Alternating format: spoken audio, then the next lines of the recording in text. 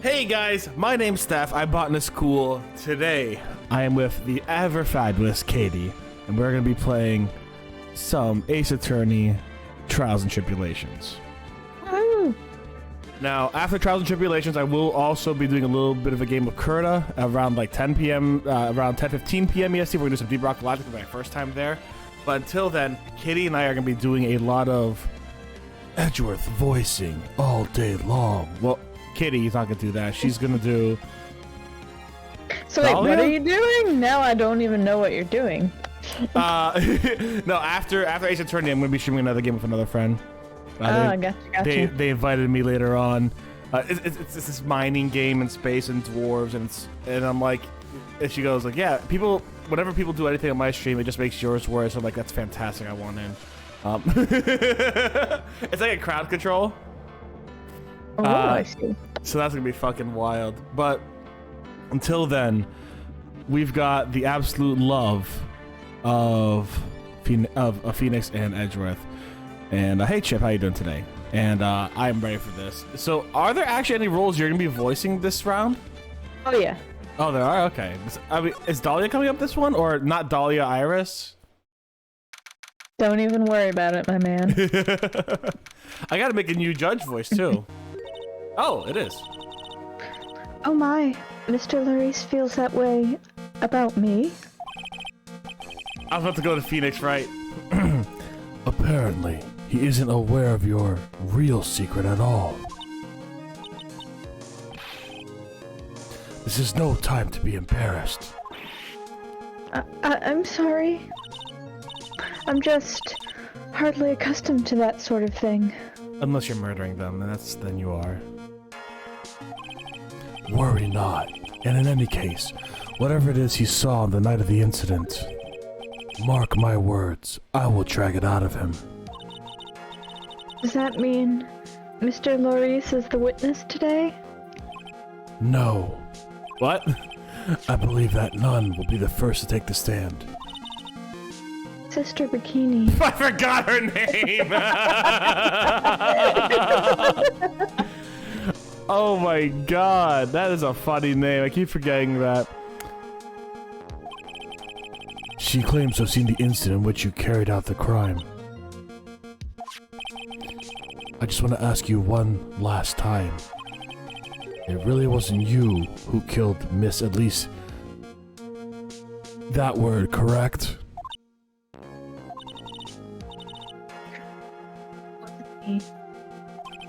Very well. Then.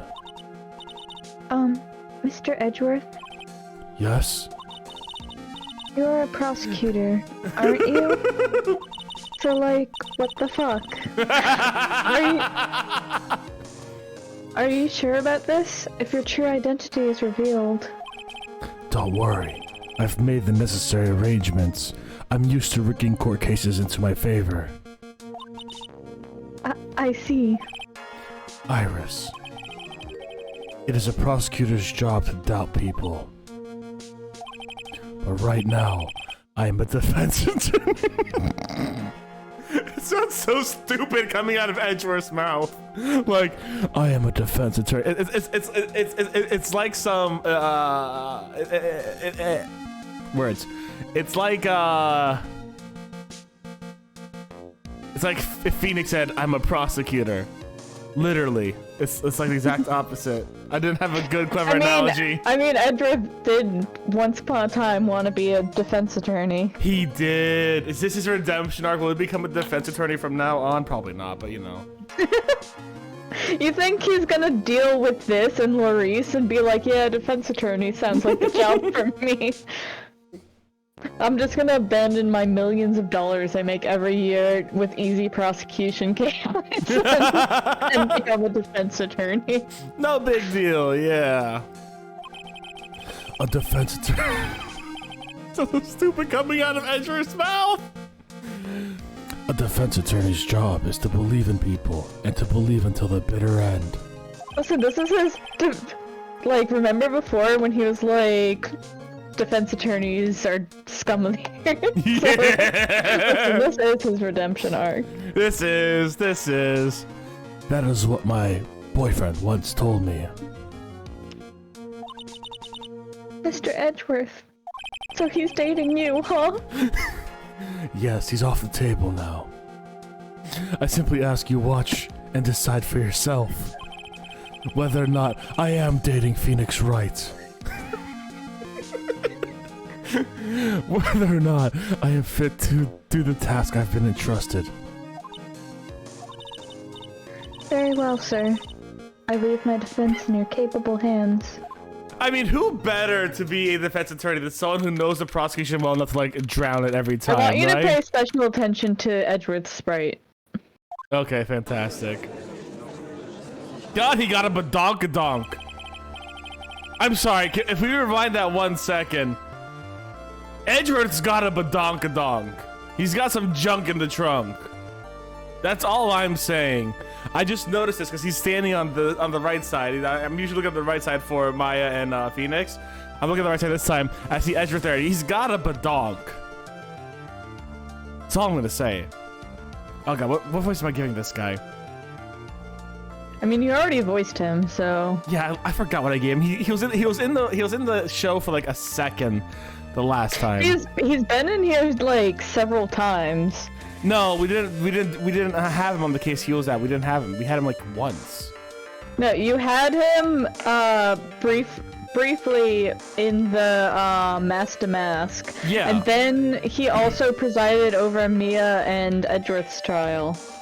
Oh right, yeah. But yeah, me and Edgeworth's trial, I didn't voice him. So like, I don't remember what I gave him for Mask to Mask. Oh, that's true. You didn't.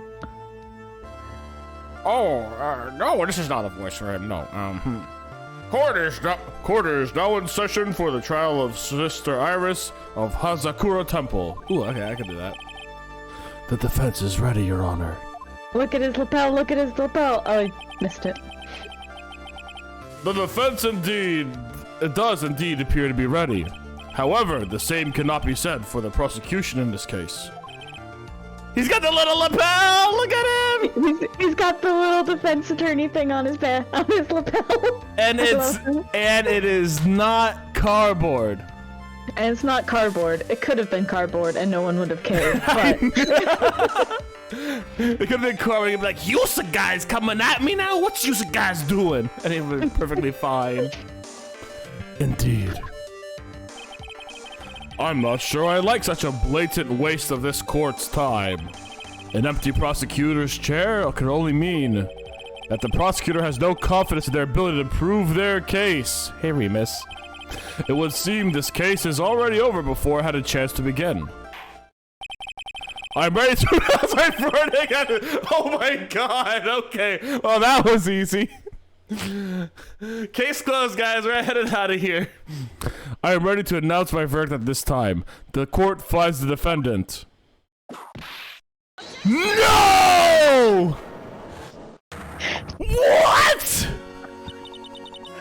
the prosecution stands ready. What? Oh shit! Let's go! Oh my god! Let's fucking go, baby! Francisca. Francisca, yeah. Francisca's back, baby! Let's go! Oh, I was never more excited to be whipped. That's not the right thing. That's a little wrong. God damn, that is exciting. Someone clip that 100%. Here, I'll clip it for you real quick.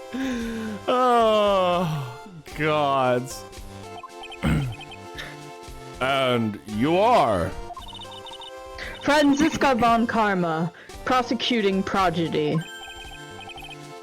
Von Karma, you say? Perchance you wouldn't be of any relation to the legendary prosecutor Manfred von Karma. Legends are a thing of the past. I am a von Karma. That is all. God damn, let's go. Upon a special request, I flew in today for the purpose of prosecuting this case. I'm hoping we see Edgar just like, what the fuck, Francisca? When did you get here? Did you not read the upon special request? No, I did, but I'm not sure if it was like the prosecutor's office or if it was specifically Edgeworth. Because like I think it'd be really funny if the prosecutor's office was like, we see Edgeworth on the other team, we're gonna fuck with him. No, remember, Edgeworth should not be doing this legally. Edgeworth is 100% breaking the law. Oh yeah, like Godot is. But fair enough, yeah. I mean, Godot is hired by the prosecutor's office, apparently, so... Yeah, I guess, yeah. Alright, let's continue on. You did? Then you must be quite a big shot, eh? By the way, Mr. Edgeworth. Yes, Your Honor. I'm almost certain I've seen you somewhere before. Or am I just imagining things? You look very much like a prosecutor I met once. I believe you're imagining things, Your Honor. Miss Von Karma, do you have anything to say? There is no such weakling as this man among those at the prosecutor's office. Damn!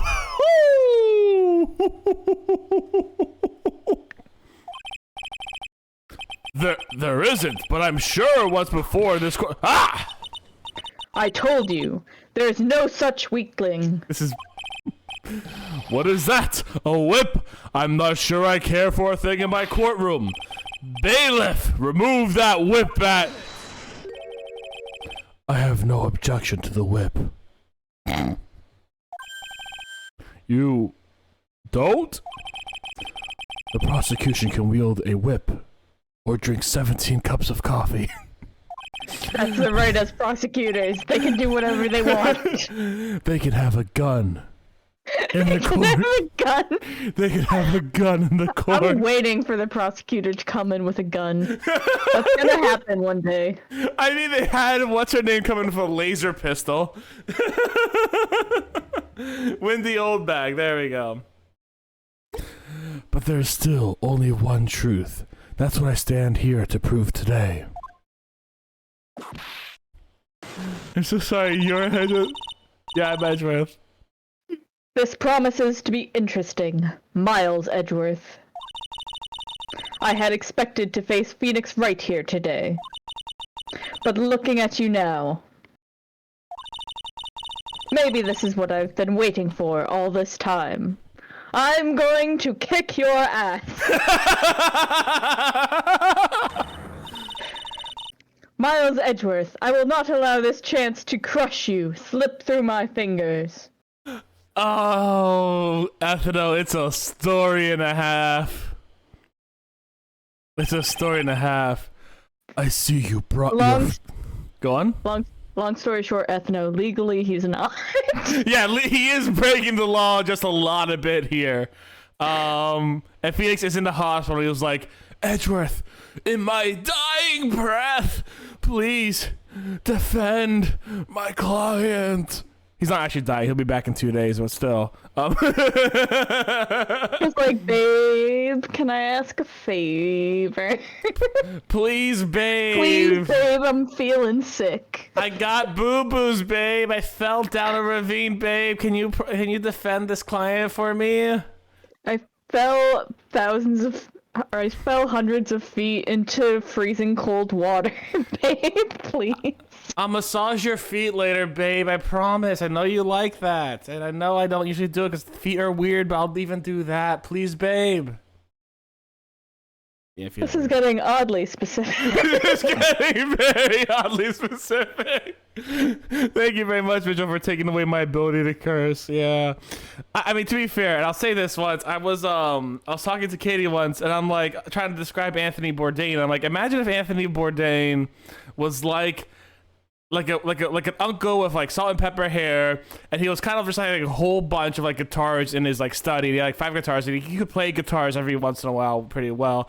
And you'd go to his party, he'd have some alcoholic beverages for your your family and whatnot. And he's kind of that guy who's kind of cool, but also not really deadbeat, but kind of a little bit of a deadbeat in terms of like he just doesn't pay attention a lot. And then he's like, it sounds like you're talking about someone very specific. And I'm like, yeah, I have an uncle that I'm referencing. I feel like that's like a thing where just in case like you're being very specific. I'm like, yeah, Oh, I can't wait for him to make false evidence again, but this time for the defense. We will see. I see you've brought your flair for the... Pretty sure it's histrionic. What does that mean? I'm pretty sure, I mean, context clues says dramatic, but, like, histrionics is, like, I guess dramatic's the best way I can put it off the top of the cuff. That's not exactly right, but, like, you know what, like, I'm pretty sure it shares a root with, like, hysterical. Got you. Histrionic. Allow me to add the things I'm not sure about. People acting bizarrely in my court.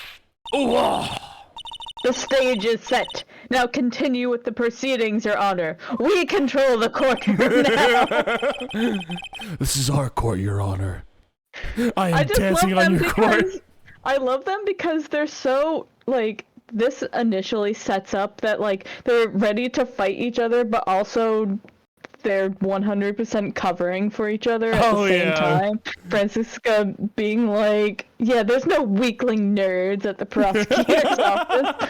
And Edgeworth being like, so dramatic, fine. I'll let you keep your whip, I guess. We can take away, no, I guess. We have to allow it.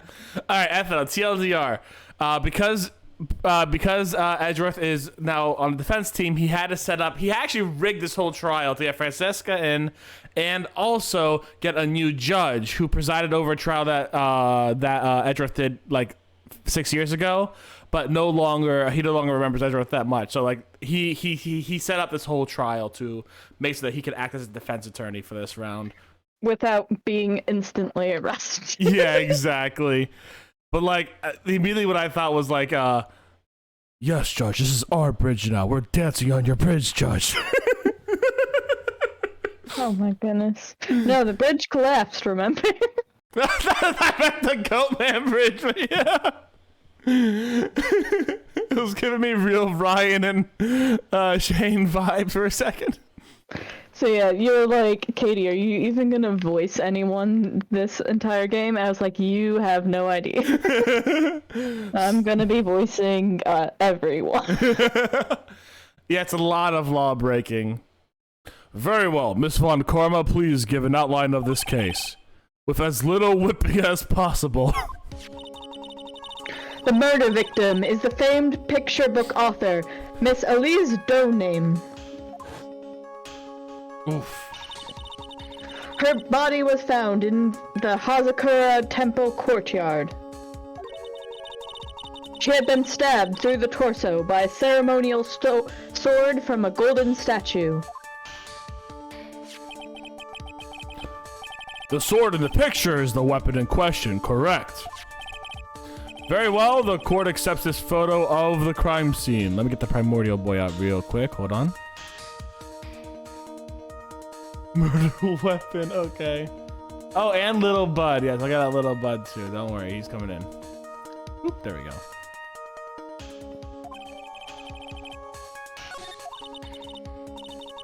There was no mistake. This was the doing of Sister Iris.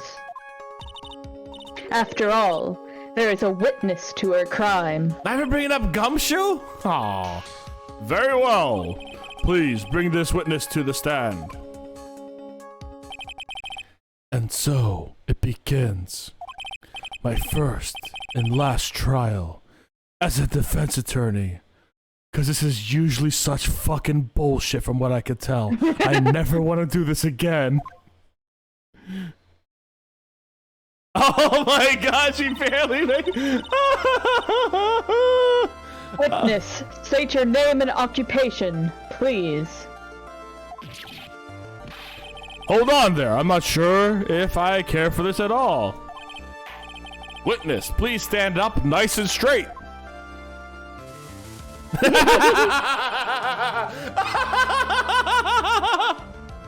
Small.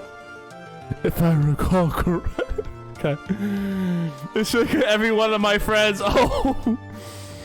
If I recall correctly, there are a few milk crates in the defense lobby for our back pain plagued witness.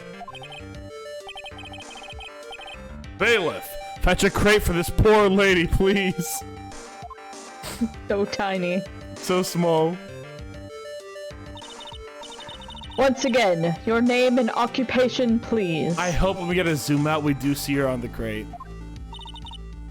Little old me. Well, I'm the head nun of Hazakura Temple on the Eagle Mountain. It's gonna take me a moment to get her voice back. My name is Bikini. You got it? Bikini. Nice to meet everyone.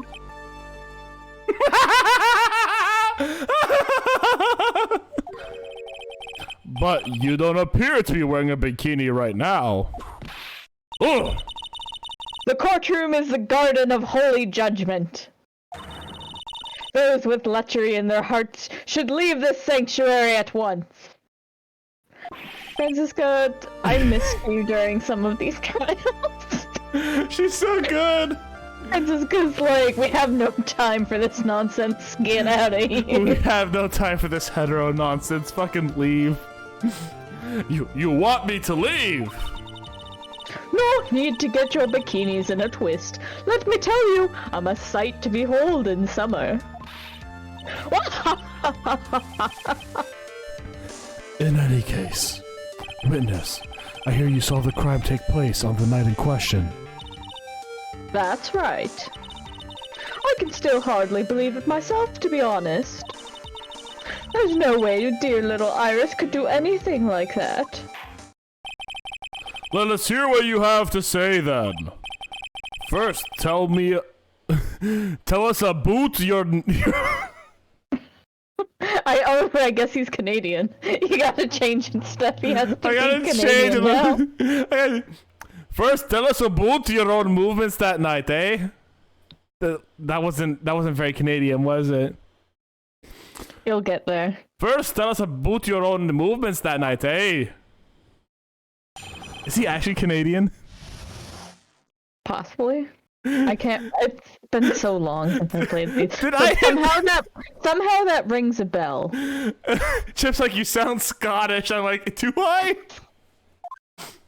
A bit. At night, I was helping an acolyte with her training in the inner temple, but... well, as you can see, my back liked to act up violently. So I left Iris to help the acolyte and returned to Hazakura Temple. There's no bath in the inner temple, you see, and I needed a long, hot soak. It was after I had finished, just as I was heading back. That's when I saw it! So it was simply coincidence that you found yourself returning to Hazakura Temple, eh? Yes, you could say that. I'm just gonna say A at the end of every sentence now. If my back hadn't been in so much pain, I would have stayed at the inner temple. That sounds like a pretty important statement she just made. There's only one problem with this testimony that I can see. And you're not about to fall at the first hurdle, are you? Now are you, Miles Edgeworth? Mr. Edgeworth, please begin your cross-examination. Yeah, I have a Canadian father. I don't know what a Canadian accent sounds like, I'll be honest. Because he has a very normal, a good old American accent in a way. What is this inner temple? Well, see, conversing with the spirits is what we train people to do, right? We'll be the ones asking the questions, madame. In order to do that, place strong and spiritual power is required. There's a small temple across Dusky Bridge called the Inner Temple. Acolytes must spend an entire night there to undergo intense training. Damn, alright. Fuck yeah, I get cursed, let's go. And how exactly do you help people with the process? It's all quite exacting. It can't be performed without a nun supervising. Like a tutor, watching to make sure a spoiled child studies. I have you in my oh my god, Jesus Christ, Remus. A tutor with a whip in your case. If that's the case, then why did you return to Hazakura Temple where the murder took place? I forgot the press button, there we go. Violently. That's right. It's no laughing matter, especially in winter. I can't hold anything heavier than a knife and fork during the cold months. Just being alive is like strict training. Ain't that the truth? On the night of the murder, was this fabulous back of yours hurting again? That's right, raging like a bull in a pig pen. I almost fainted once or twice. I just knew that unless I warmed up, it was going to finally finish me off.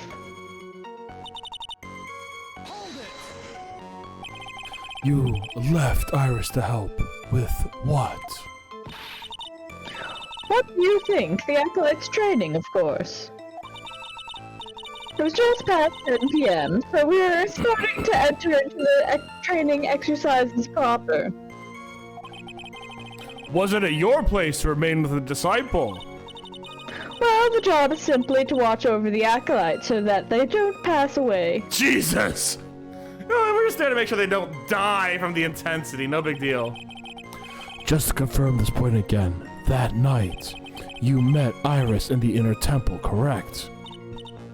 Yes, she's a gentle, honest girl. She's never once failed to follow my directions. I know what I have to present. Like, I'm pretty sure there's like a thing here that's like, yeah, that. But like, either way, I want to see what else there is real quick. So, you returned to Hazakura Temple in order to take a bath. My back is to blame for everything. It's a do-or-be-done-in world kind of world, after all.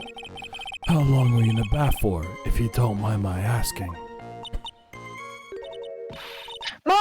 My, what a filthy little rogue you are. I know what's on your mind. Just a question mark. I bet your next question is going to be, where exactly did you wash? Ah, this is why you have to watch the young ones. What are you going on about? I was... Pathetic, Miles Edgeworth. Bait. God. I'm so used to Edgeworth going up against Phoenix. It's like, sis, you know I'm dating Phoenix. Why would I? the lowest of low. Is there some sort of kick me sign stuck to the defense bench?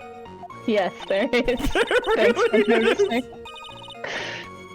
Anyway, I couldn't afford to be away from my post for too long, you understand, so...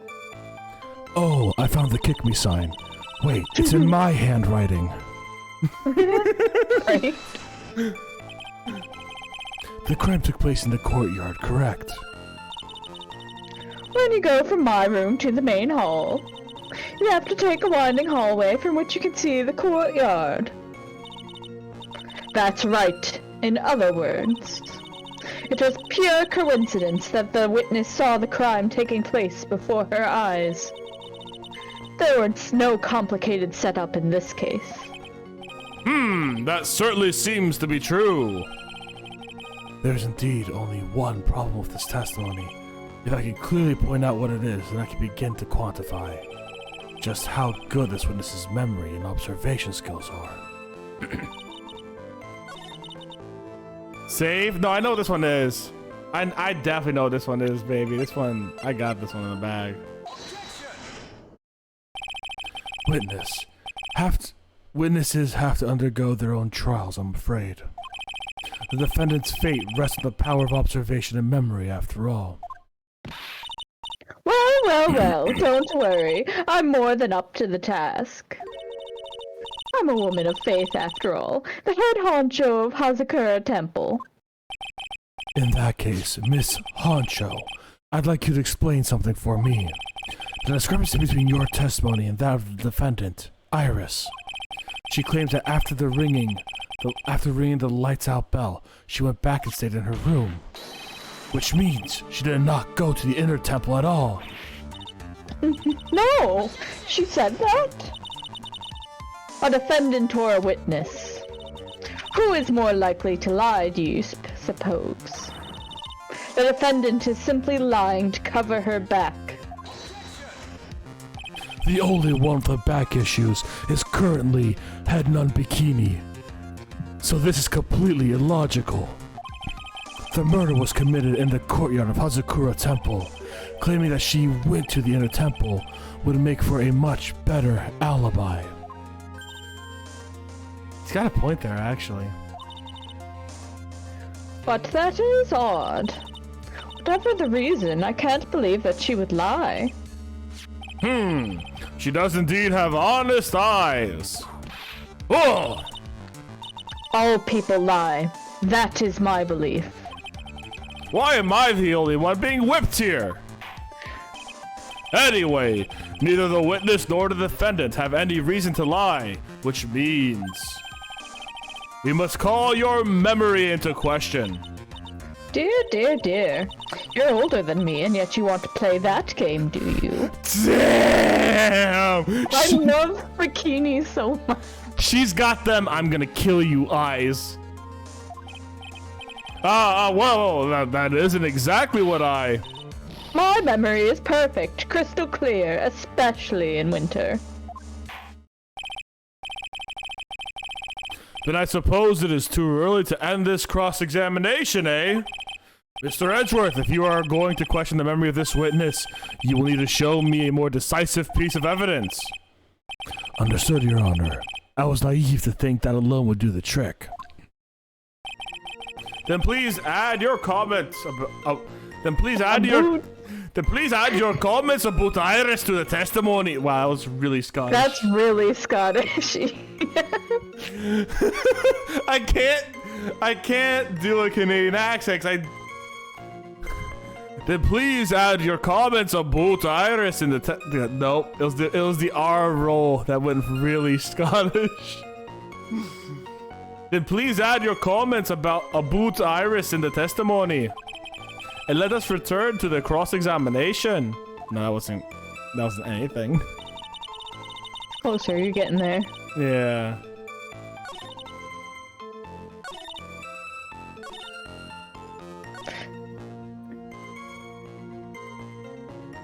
What? Oh, no, she wasn't. She wasn't. She gave Phoenix his hood. Boo! Ah, Elijah! Hello! Elijah, give yourself a shout out, my friend. You'll never guess who's here. Bikini! I do want to see what she'll say about this. Are you sure that you're not making a mistake? You young man need to get your estimation of me up from the floor. Iris always wears the same clothes. The smallest thing out of place would have stood out like a sore thumb to me. You're making a mistake, thinking I made a mistake. An excellent finish there, witness. Still, I have to wonder. Let's present the hood there real quick. Witness, let me get one thing straight. The defendant who you claim to have met, she was wearing this demon-warding hood, correct? Of course. That is a very important piece of clothing, I'll have you know.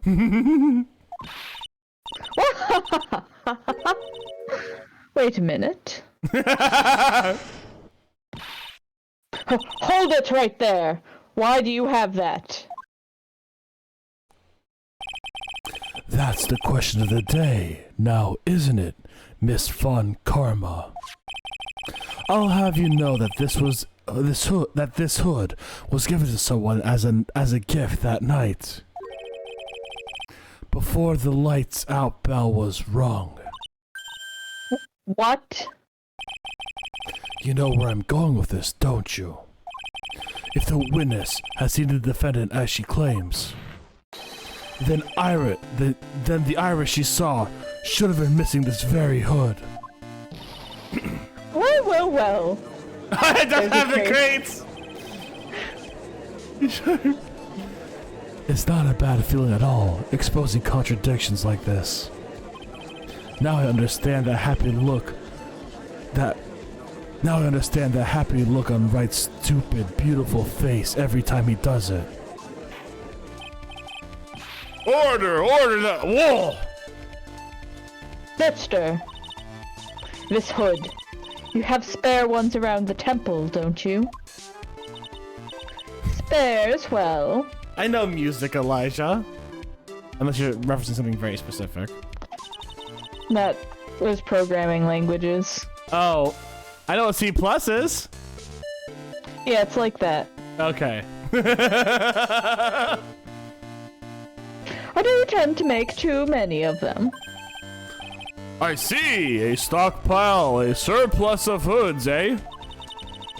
Each nun is only given one hood. This should be the only hood that Iris owned. Then this is quite strange. Ugh! If there was a surplus of hoods, then she could have worn one of those. There is no contradiction here. I'm sorry to break this to you, Miss Von Karma, but you won't get away that easily. Discrepancies such as this will sow seeds in any human heart. The seeds of doubt. So Witness! dramatic. I know, I love it. Witness! While I don't wish to call your testimony into doubt, you must give every detail with precision. I'm not sure I'm comfortable going along with this. Sister, you shall continue with your testimony. Tell us what you saw after finishing your bath on your way back to the inner temple. Those seeds of doubt are sprouting in the judge's heart. They just need a little more stimulation to bear fruit. Contradictory stimulation. I think I said contradictionary stimulation. Oh my god. I finished my bath around 11, and I thought I should return to the inner temple. A 1 hour bath? Holy shit. That does not... Are you shocked because it should have taken longer? No. Do you not soak in the bath? I mean, I take long showers. They're usually like 10, 15, 20 minutes Yeah, max. that's a shower. Baths are a different experience, homie. I haven't done baths in a very long time. I think the last bath I technically took was at a hot spring in Greece where the little sucky fish were sucking on my legs, which was really cool. Okay, and how long was that one? I mean, it was in basically outdoor natural springs, and I was swimming and enjoying myself, and that was a few hours. Yeah, so, you know.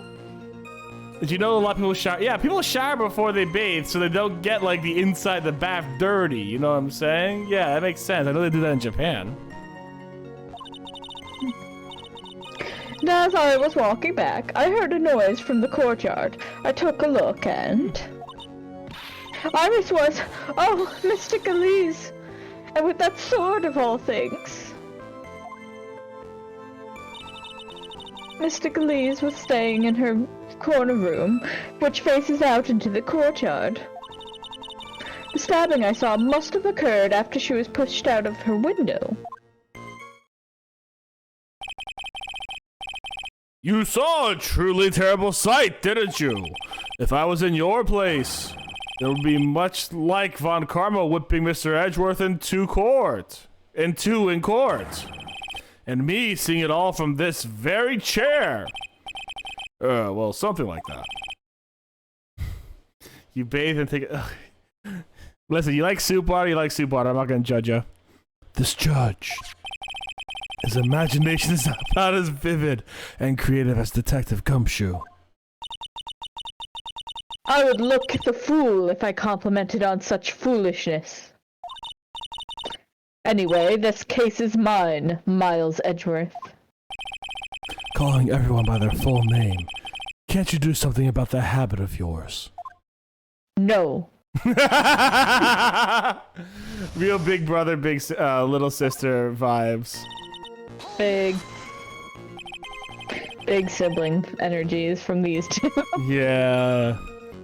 Relax in the bath and the water gets cold. You heat it back up in the shower, get yourself cleaned off. Fair enough. How far is it from your room to the inner temple? Let me think a moment. About 20 minutes on these stumps of mine. God damn, okay. It's about 15 minutes to Dusky Bridge from Hazakura Temple. Wait, so her timeline doesn't line up at all. She said she started the bath at 10, which means she had to leave at 9:40 to get there. And then that would mean that Iris would have to be there at 9:40 for her to see her, but at that point in time, she was still talking to Phoenix before 10 when she rang the bell. So that doesn't line up at all, Bikini. Wait, what doesn't line up? So Bikini said She took her bath starting around 10 and finished at 11, right? Yes. Which means that she had a 20-minute walk from the inner temple to Hazakura Temple. She had to leave the inner temple at 9:40, which means the bell could not have been rung at 10 o'clock if she is to believe that, what's her name went there? Oh, the snowmobile. That's right. There is a snowmobile there, isn't there? There's a snowmobile, but this is sus as fuck. You know, you get the bum bum bum bum bum. You get the Among Us sounds in here. The inner temple is just beyond the bridge.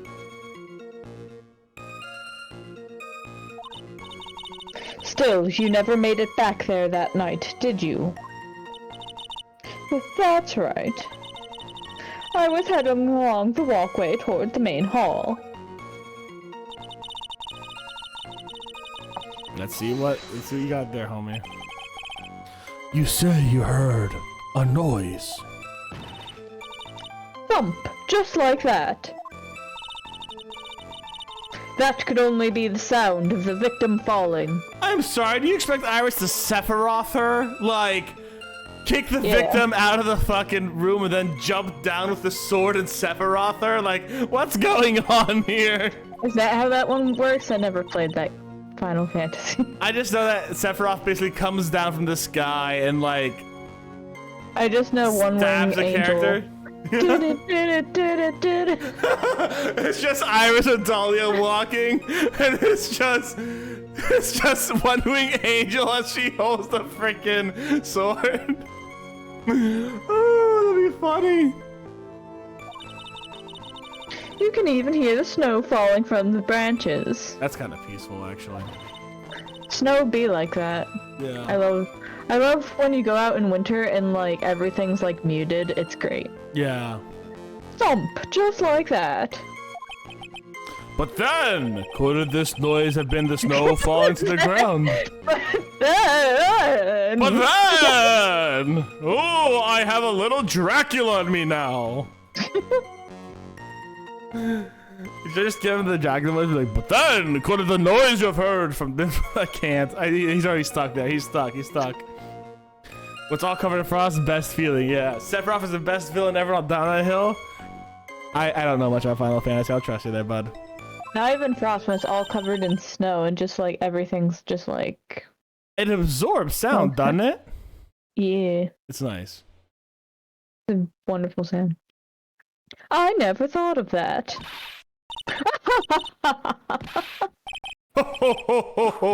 Ah! The next one to laugh gets a whipping. Well, whatever the source of the sound, I looked over at the courtyard and... You don't get snow. I thought you would have gotten snow over there. This is the second time the witnesses testified to seeing the defendant, but some doubt remains in these claims. Hey, just what does that mean?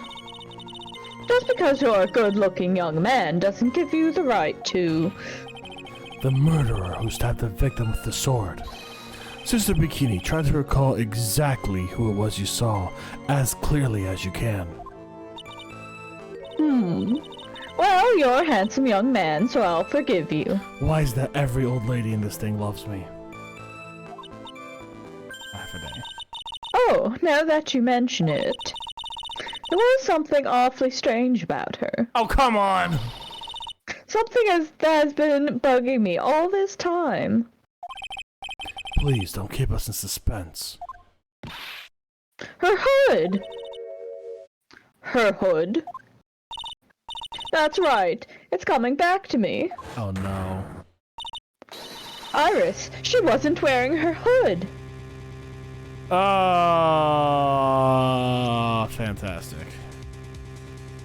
Great.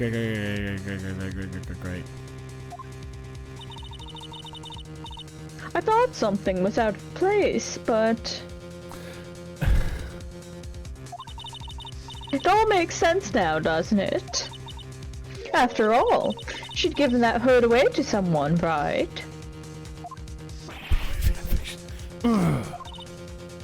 Ha! You've dug your own grave, Miles Edgeworth. This is not what I meant by Prosecutor Edgeworth chooses death. Ah, fuck. I think it's important. What do you say, Mr. Edgeworth? Is this testimony important? Probably fan fiction, yeah. Save. Alright, I'll save. So it is worth noting that Francisca seems to, like, it's not that she never whips Edgeworth, but she tends to whip him less than everyone else. Her name is Bikini Except because for- she chose that name, FNL. Except for what? No, I was getting confused with something, so I cut myself off. I was like, wait, no, never mind. Well, Francesca's never whipped Maya, has she? I don't know. Yeah, and I don't think she'd whip a kid either, so Pearls is probably okay. I do not think she has whipped Pearls. That's important. This may initially appear to put me at disadvantage. Edgeworth unfortunately has thicker skin than God because he was raised with it. She had a crop back in the day, not a whip, but I'm pretty sure she used it to the same thing, No, right? Yeah, she had a riding crop instead when she was 13. But I can't. And also a small child in the anime. At 2 years old in the anime, she has a small little riding crop. Does she? She does, and she's adorable. Amazing. But I can't see any of the leads at the moment. Your Honor, I would like the new statements to be added to the testimony. Miles Edgeworth, if you want to hang yourself, you need only ask. I'll gladly lend you my whip. Witness, add the statement to your testimony. No problem.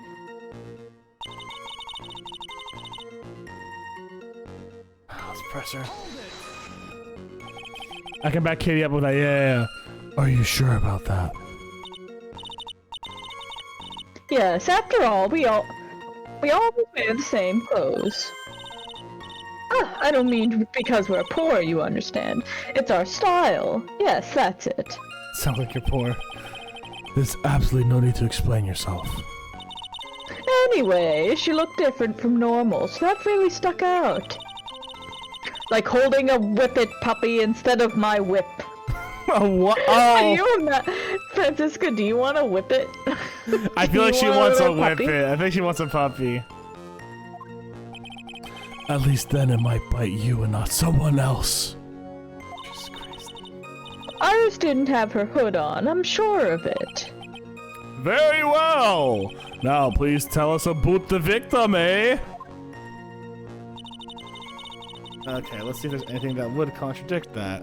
So I don't think there is.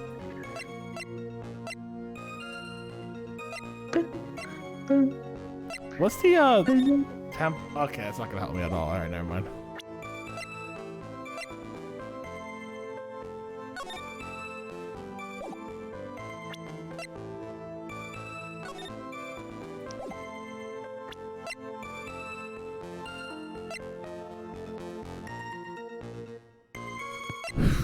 Body fell 10 feet after death. That's interesting. It fell after death. So the person was killed Oh, so you're playing as the autopsy report's right here. We're looking at it. He loves pulling that video. Yeah. Can you imagine if Edgeworth tried to pull out the updated autopsy report And as a defense attorney? And Francisca's just like, tut tut, Edgeworth. Wait, why'd I give her Edgeworth's voice? That's just how Francisca would be. So she fell 10 feet after, which is the interesting. I'm gonna keep that in the back of my head for now. The room the victim was staying overlooked the courtyard, correct? Which means the victim's room was on the second floor. No, Hazakura Temple is a single-story building.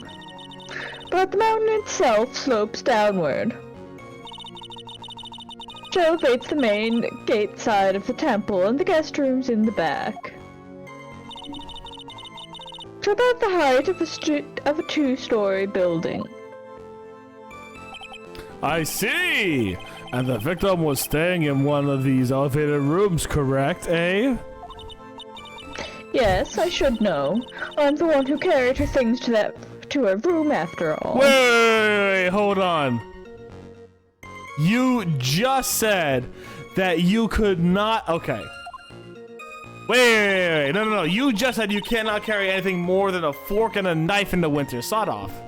All she had was a fork and a knife, Steph. What's not cooking? Yeah, that's a good point. Maybe all she had was a fork and a knife in that suitcase. What makes you so sure about all of this? It's just like I told you earlier. I heard a noise from the courtyard, okay? Thump, just like that. You're one smart sister, I'll give you that. The autopsy report states that the victim's body was covered in bruises, indicating a fall from about 10 feet in height.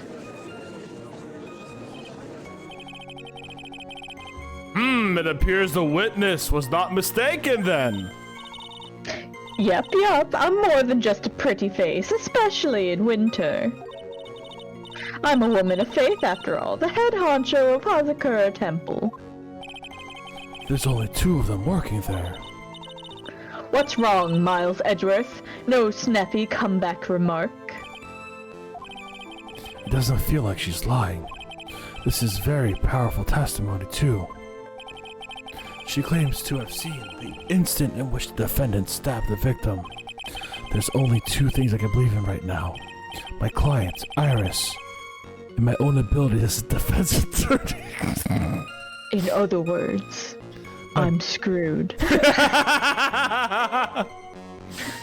minutes on the clock, Mitchell. I won't curse.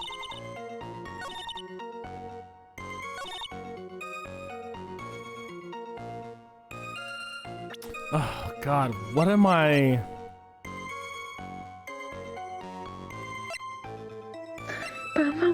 Bum, Bum, bum, bum. bum, bum. I know what to present. Yeah, I'd imagine you'd know.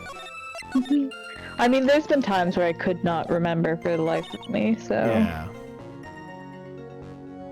I think I'm gonna present the autopsy report here. No! Well done, Your Honor. What? I was only testing you just now. Good pull. Well, why don't you try testing this penalty too? Oh, that's funny. That's funny. That's really funny. Yeah, nice save, exactly.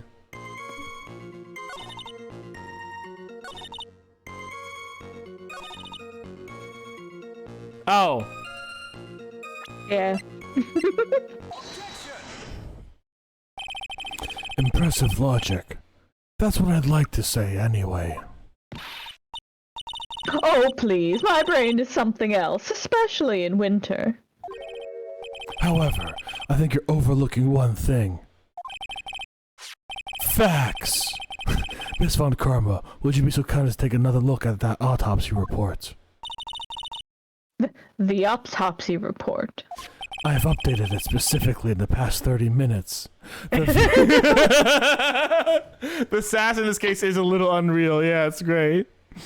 The victim did fall from a height of 10 feet. However, this fall was after she was killed. Ah, That's right. It says after death right here. The scene the witness claims to have seen is contradictory. If the defendant stabbed and killed the victim there in the courtyard, how did the victim then go on to take a 10-foot fall? ah, Just the little milk crates. Order! Order! The victim was killed and then fell. If that is the case, then the victim must have been killed in her room. Don't you agree? I think you can still bruise. that is the logical conclusion. I mean, your body doesn't cease function immediately after you die. You still have some function left. I'd imagine she would still bruise because even if you fall, you're going to get capillaries bursting and whatever's still happening in your body is still going to go through it, right? Yeah, I'm pretty sure it's not Hold on, I got a friend that works... inaccurate what they describe here in terms of like what would happen. Now, But you can largely just replace it with like the damage is consistent with post-mortem. I'm gonna say this. I have a friend who works in a morgue. I'm gonna ask them. Hey. I think it would be something about like how it pools or like how much, I don't know.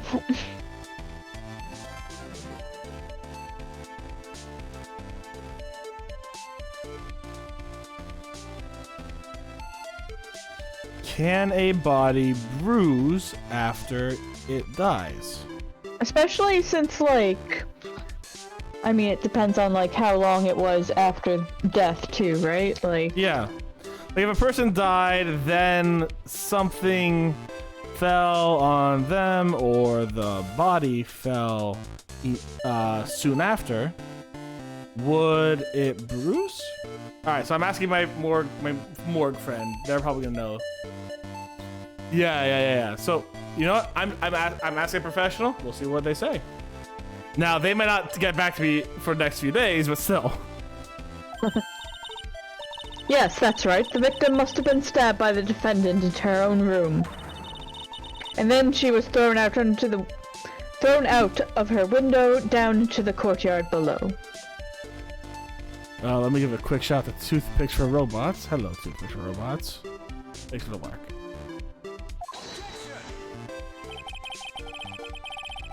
Were there any signs of a struggle in Miss Dumanin's room?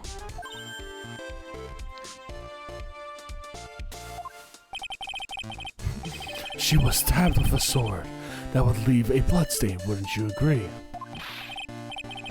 Well, Miss Von Karma, was there any blood? Ah! No traces of blood were found in the victim's room. Your whip has caused traces of blood to be found on my glorious playoff beard. However, if there's no blood in the room, then your claim that... Ah! I'm sure there's no need for me to go over this, Wow, Luigi. as I'm sure your honor is well aware of when a stab wound produces the most blood. When it produces the most blood. Very little blood is actually lost at the moment of the blade's insertion. If you want to talk about when the most blood would be lost from a body, that would be when the blade is removed. That's actually a good point. I remember when they were talking about Steve Irwin's death, they mentioned if he hadn't removed out the stinger from his chest, he could have been brought to the hospital because it would have, like, still kept a hole in his body. Would have plugged the hole in his body. Indeed, with the weapon still in place, it acts like a lid on the wound. That's true, but if the weapon's still in the body, there wouldn't be much bleeding. A perfectly reasonable line of thinking. I mean, to be fair, it's also like a multi-pronged sword that just tore through the body, so it's a little different. We have come to a conclusion, then. If he gets stabbed, it's a free knife, yeah. The victim was thrown out of the window with the sword still in place.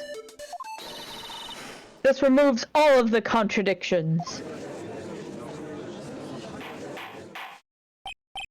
Order, order, order! I must admit, this is a probable version of events. I'd expect no less from Franziska von Karma. She locates and takes control of every vital point. It seems that we are in need of a clearer testimony from the witness. Remove all suspicion from your parts and please tell us only the facts. Von Karma makes more contradictions. Witness, please remain standing on the crate. Don't go selling me short now. The weight of the winter snow has bent me all out of shape. Especially my back and my mood. Sister, please give us your testimony. I will give you a vigorous massage once we are finished here. Okay. With the whip. It's clearly a contempt of court, yeah. Franziska's into MILFs, it seems. Oh boy, alright, alright.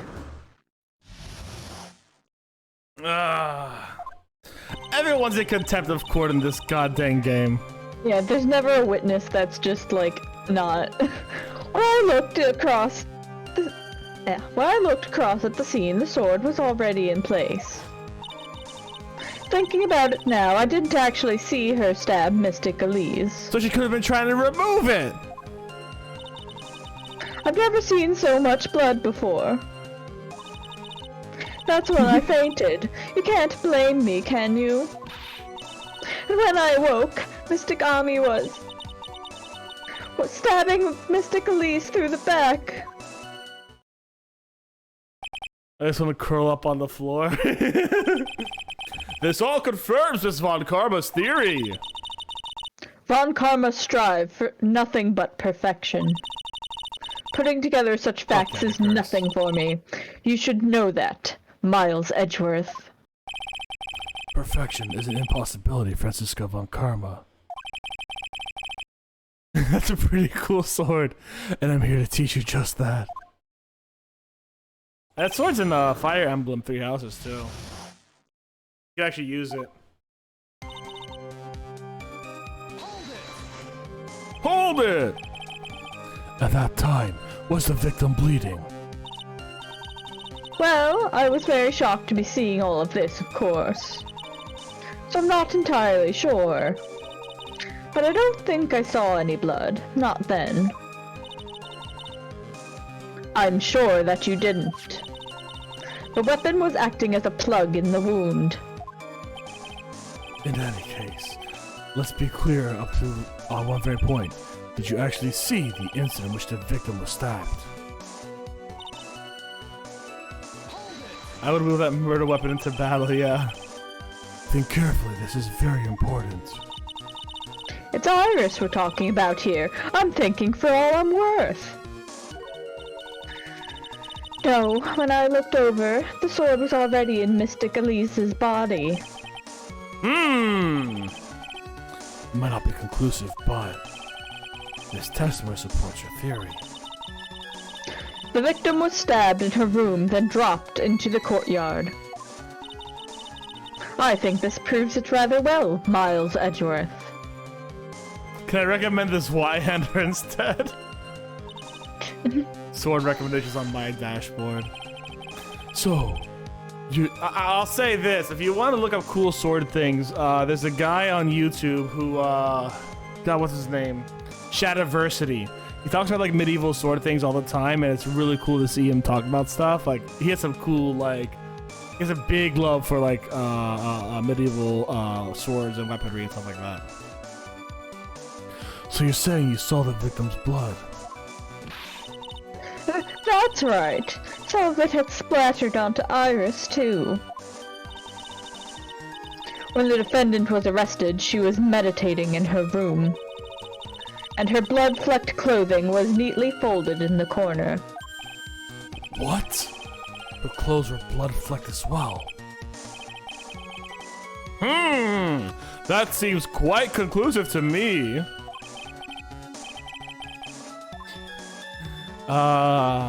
Press it. Oh, God. I want to press it forward, but I'm going to see what happens. I'm going to say first real quick. Going back to your previous statement, you said that you saw little bleeding when the victim was stabbed, but now you say you saw the victim bleeding. Well, I say that what I saw is what I saw. What did you see? Maybe I didn't see the poor woman get stabbed. But I saw the girl pull the sword out of her plain as day. Pulling the sword out. Well, it wasn't exactly pulling. It was more like it came out. What? Witness. Oh, witness! You will add this statement to your testimony. Oh, was that important? More important than you can imagine.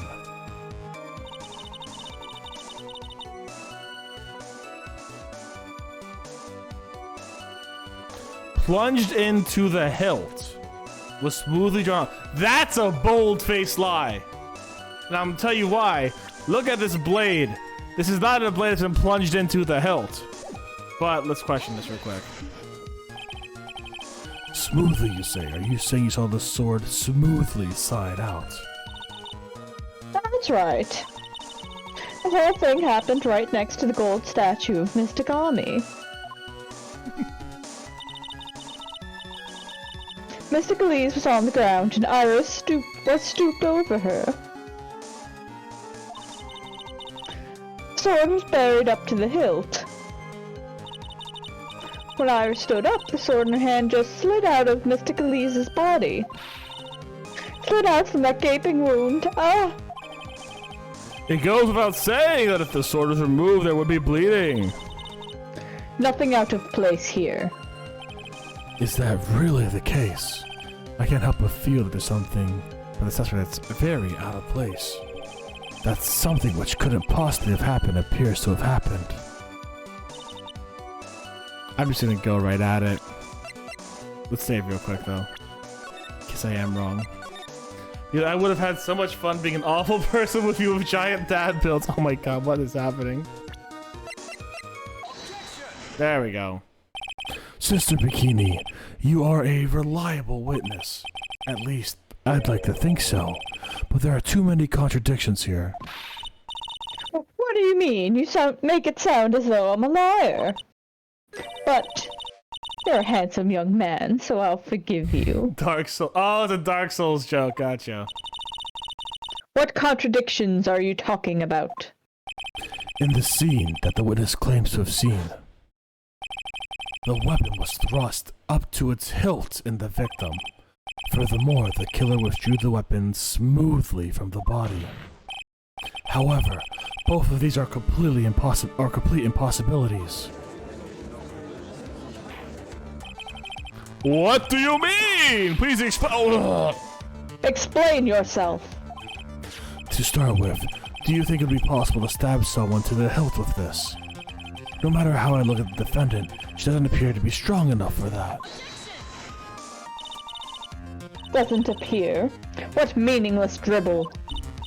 I, too, may appear to be weak and frail. But I can crush men under my heel and make them weep, should I so choose. Not gonna look up anything on Ace Attorney Twitter. The objection stands! I wept a little back there, I must You admit. say that, but surprisingly, most art dedicated to Edgeworth, he is the protector of the lesbians. No one draws, I mean, not no one, obviously there's some obviously rules of the internet, but he is the one who defends all the women from having sexy art drawn on them. Everyone draws Edgeworth That is sexy true. instead.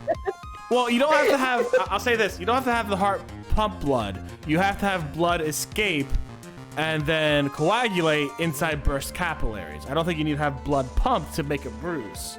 You just need to have the blood escape the capillaries. If the capillaries are burst, then at that moment in time they can coagulate outside of the capillaries. Then the bruise happens. Yeah, exactly. Like, the blood is gonna. The blood it won't pump through the body, but the blood, if you burst a capillary, the blood will still come out of the capillary, especially if it's really close after death. Let's see if my friend has responded. They have not. Let's see. Yeah, gravity I think is enough. No, Especially because like they fell from a 2-story building. I feel like that's gonna be some big breaks in there. I mean, not only that, like, if you think about it, like, if you cut someone's skin, even if they are dead, the blood will still ooze out. It's still a liquid that will move. I'm just gonna look up post-mortem bruising. Yeah, that's fair. That isn't the only issue here. If the sword was truly stabbed into the body up till the hilt, well, just look Bruising of a significant size can appear after death. How can you tell if a bruise is post-mortem? So bruises can happen post-mortem. It's telling you like how you can tell if it's post-mortem or not.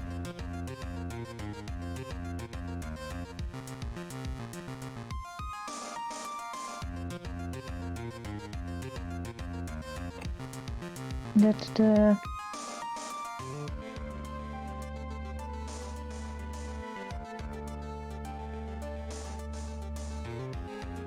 Alright, I'm gonna continue This with is the whole abstract. I can't read this. it. Well, it looks like all the branches on it smooth. It certainly would not come out smoothly. That's... Because livor mortis is bruising, but that's coagulation of the liquids within the body, the lowest point of gravity.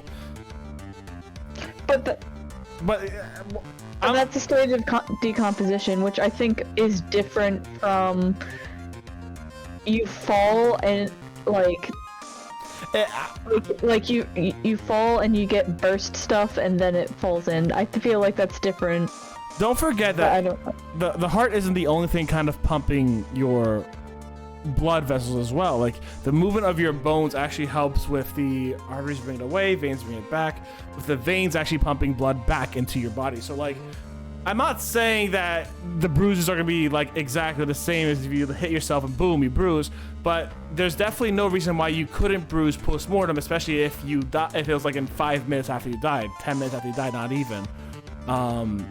Because like you still burst the capillaries, the blood is not coagulated yet in your body, it can still come out of there. It's still a liquid, it's still coming out of burst, broken capillaries. It's like saying that if you put like a thick liquid in a straw and the straw broke, the liquid wouldn't come out. No, it would still come out. It might not come out with the pumping of the blood or the bones and the whatnot, but wait, hold on. I found something on Quora.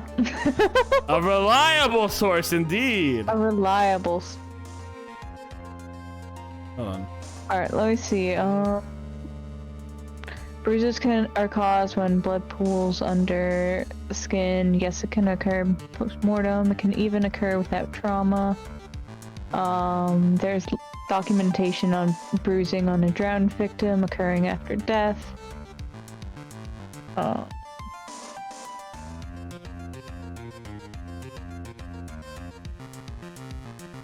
Let's see. Dead tissue cannot bruise, but how long does it take tissue to die after you die? I don't know. More than 10 minutes. Tissue takes a little while to die. Can a body bruise after death? Because here's the thing, your body will still survive for a little while after your death. You know what I'm saying? Like, that's not like, Let's see, and then there will be a certain amount of time swelling, and it will show color changes if the person survives for some time after receiving the injury. As said by the NIH, the National Center of Biotechnology and Information on PubMed, let me get to the abstract real quick, and find the area I'm looking for. Let's see, antemortem bruises versus postmortem bruises. It's not sufficient emphasis in our country that bruising can also appear post-mortem. We report 2 cases of residual discoloration, which looks like antemortem bruising. Case 1, a 37-year-old man was found prone on the river shore that takes out the river. The rescuer gasping for the upper right arm, approximately 1 hour, 30 minutes after death. At inspection, 2 thumb-sized discolorations resembling antemortem bruising were observed on the lateral and frontal surfaces of the upper right arm. Case 2, a 40-year-old woman was found prone, immersed in a moat, and taken out of the water with the above-mentioned manner, approximately 1 hour after death. Essentially, 2 thumb-sized discolorations appeared in the antemortem bruising that were observed in the inner surface of the upper right arm. Cause of death in both instances was drowning. So yeah, it seems like on the right, with the right circumstance. Bob, play the game, please. I'll play it in 1 second. So yeah, it does seem like, yes, you can get post-mortem bruising. However, it is not typical because think about it like this. If you die in your bed calmly and carefully and someone calls an ambulance, you're eventually carried out, you're not being thwomped around everywhere, right? But if you die in a stressful situation in which your body is kind of thwomped around places, then you can definitely receive a bruising afterwards. I think typically we don't see it because we don't typically throw our dead around for funsies. Listen, this is gonna go a place where I'm not gonna suggest that we do something for science. It seems that we have to. So... You're not gonna do it for... I will see. I'll wait for what my mortuary friend says and see what they say about it, but from what I can tell, bruising is definitely possible in fresh, live tissue from a recently deceased body. The body will still function for a little while after death. Not very long, but it will function for a while. Objection. We also have the problem with the amount of bleeding. It's true that when the blade is left in the body, it acts like a plug of sorts. However, when the weapon is shaped like this, it's an entirely different story. It's unlikely to occur for the reasons I said it was unlikely to occur, Elijah. We're not throwing dead bodies around after they die to see, can we bruise it? You know what I'm saying? That's unlikely to occur? Yes. Is it unlikely to occur after being dropped 2 stories? I'm not sure. Let's take this dead body, throw it out 10 feet, and see what happens. You can't. I really do think that it could happen post-mortem, personally. But especially since when I googled it, antemortem versus post-mortem bruising came up as a phrase a lot of times, so... I don't see why there isn't a reason. I need volunteers. No one volunteer for Elijah's experiments, guys. Do not volunteer for Elijah's heinous experiments. Because the livor mortis just sounds like it's just like natural decomposition, which is different from bruising. Yeah, but Katie and I were not on these lists, Elijah. That's the difference. Katie and I were not on these lists till today. If I do, if you buy me so close. No, don't do it. However, when a weapon is shaped, the FBI are tired of me. It's MI6 for y'all. However, when the weapon is shaped like this, it's an entirely different story. The wound will be too large for the blade to completely stop the bleeding. That's nothing more than conjecture. In reality, the victim was stabbed with the Shito. Even a weapon of this nature may still sometimes slide out smoothly, and may still sometimes stop the blood loss. I'm not finished. There's still one more conclusive contradiction. You still have more! This one is simple. If the sword really was thrust all the way to the hilt, why is there only blood on the tip of it? Let me give you all these convoluted reasons. And also... I mean, he is still a prosecutor at heart. He's still extremely dramatic, and it's beautiful. Imagine if all your trials went this smoothly. If the witness is telling the truth, then there should be blood along the entire length of the sword. No! Whoa!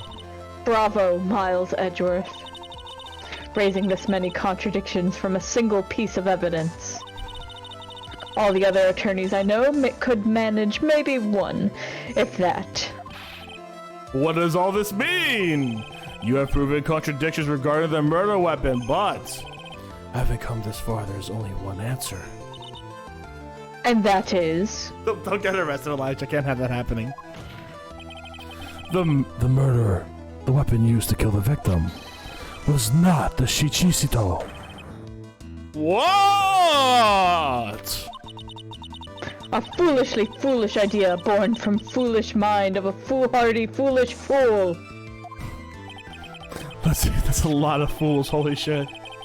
Let's examine this again. What was it that made us think this sword was the murder weapon? Well, it's because Mystic Army was holding it. Exactly.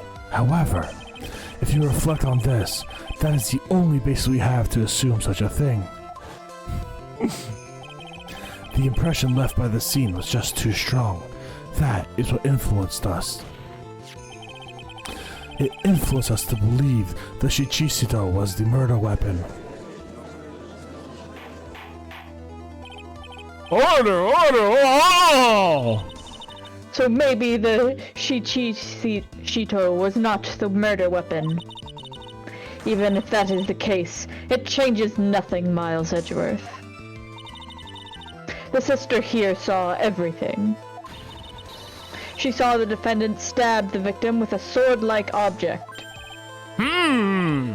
That's true. Beautiful. Your response, Mr. Edgeworth. If that is so, I would like the prosecution to answer the obvious question it raises. The obvious question? Yes, namely, where did the real murder weapon disappear to? It goes without saying that the police searched the main hall and the surrounding area. Perhaps the prosecution can enlighten us to if a sword-like object was found. That's... Answer the question, Miss Von Karma. I knew you just flew in here 10 minutes ago and are already getting bullied by your older brother, but answer the question. He's my younger brother, you fool. Is he? I thought he was older.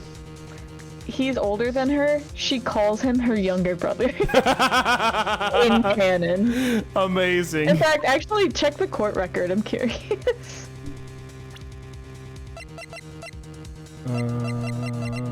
Oh. She's 19 and Edgeworth is not in here right now. But Edgeworth is the same age as Phoenix, so it's 26. Yeah.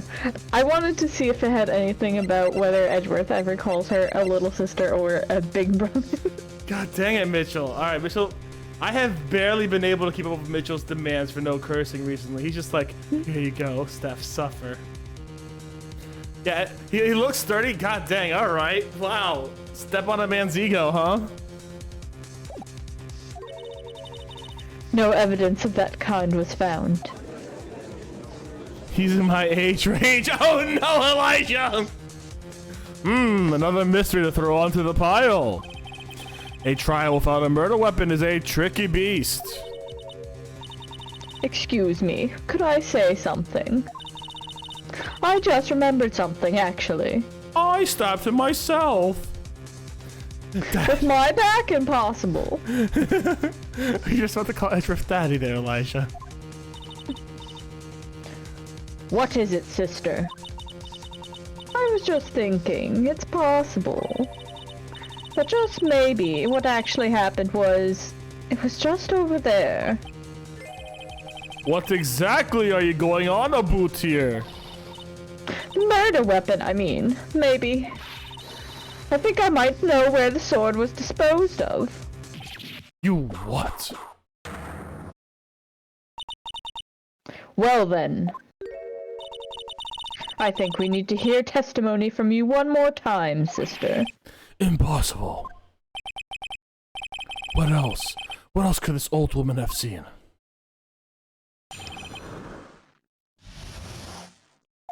What do you mean? I saw the murder at around 11 p.m. After asking that it be reported, I went out to the main gate. And there, I saw tracks. Tracks that had indicated the snowmobile had been used.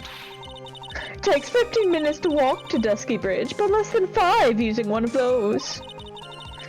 Maybe they threw the weapon to Eagle River and came back while I was knocked out. Iris could have done that. She can drive a snowmobile after all. God damn it! Witness, please tell us everything you know right away next time. Well, I'm not in the best of shape, what with my back and my age, That has you know. nothing to do with your memory. Quite. There were indeed snowmobile tracks in front of the main gate. Here is a photograph. Look at this photograph. A snowmobile, eh? I see. Well, it certainly is an interesting theory. The tracks begin in front of Hazakura Temple and run all the way to Dusky Bridge. Okay. That solves your pesky little problem, yes? The Eagle River's current is quite swift, meaning that it doesn't freeze over in winter, making it the perfect place to dispose of the murder weapon. Did she really go to the river to dispose of the murder weapon? Oh, did she really go to the river to dispose of a murder weapon? Mr. Edgeworth, your cross-examination, please.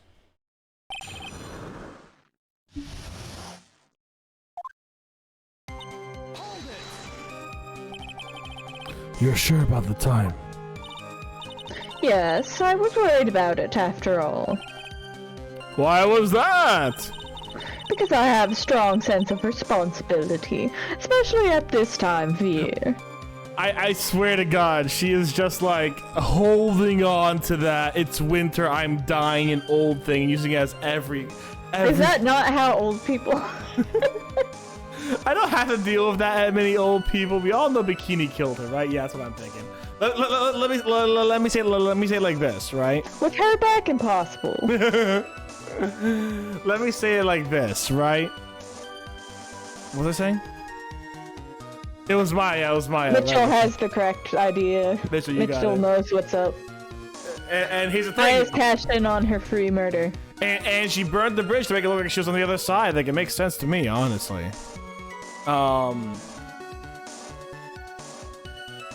The old people I work with in the botanical garden are like freaking oxes. Like, they do not go down.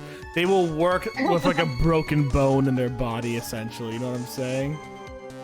It was the air. Yeah, it was the air. The acolyte was being doused in freezing water at the time. I couldn't very well take it easy in the bath all night, now could I? So at 11, I decided to leave Hazakura Temple. Her estimation of the time seems reliable, at least. Please continue, sister.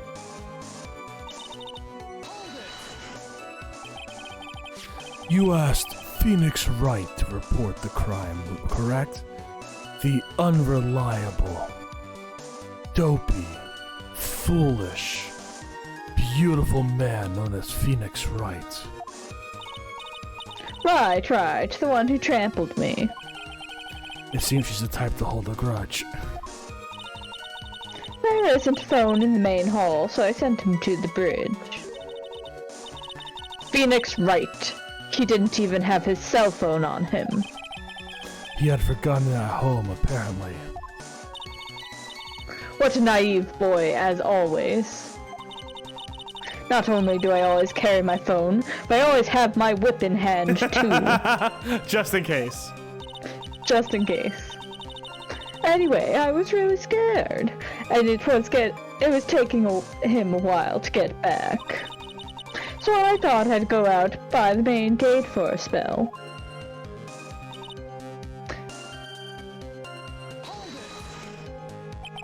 As I recall, there was a snowmobile outside the main gate when I visited.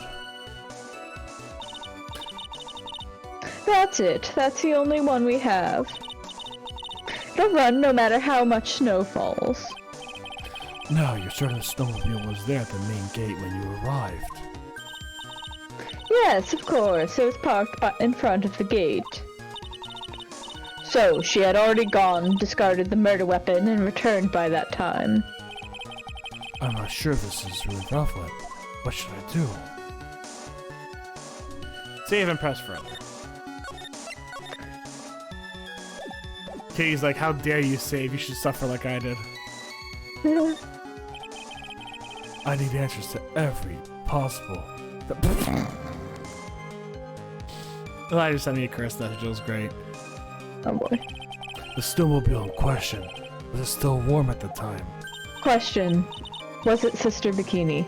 No. Then it's not cursed enough. Huh? What do you mean? What do you mean? What do you mean, eh? What do you mean, Miles Edgeworth? I'm playing too slow. I'm playing to a slow crowd here. It goes without saying that using a snowmobile will heat its engine. If it was still warm, then it means it was recently used. Oh, I see. I never thought of that. That's right. I overlooked that too. Of course you did. And answer the question, please, witness. I don't often go around touching hot engines. You know, that's actually pretty freaking fair. However, now that you mention it, there wasn't any snow on it. Snow. Oh, Snow! Yes, for some reason, only the snowmobile wasn't covered in snow. What was that voice? I don't know what happened there. there wasn't any snow on it. Curses. It seems highly likely that the killer did use the snowmobile then, eh? By the engine, they just mean like the top part of it. Yeah. Of it that gets hot. Yeah. How long does it take to get to Dusky Bridge by snowmobile?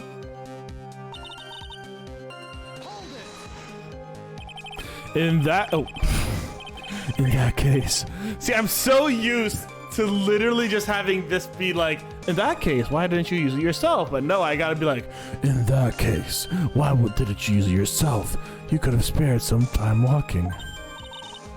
Ah, there's a reason for that. Have we got a moment for me to explain? oh, Jesus. I think that's why the question was asked in the first place. It was about a month ago. I was driving my beloved little snowmobile, happy as it can be. I'd fetched some water and was heading back when I went and crashed into a tree. The tree and my back both went crunch, just like that. Crunch. Fuck, I cursed. Mitchell, you got me. Mitchell, you got me. Give me 1 sec. I had 11 seconds. That sucks. 1 second, yo. 10 push-ups. Here we go. Ugh. Oh, my God. All right. 1, 2, 3, 4, 5, 6, 7. Counting. 10.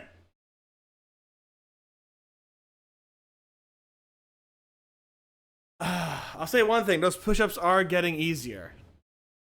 They are getting easier. Yeah, Mitchell's like, yes, finally. My time has come. 10 minutes back on the clock. All right.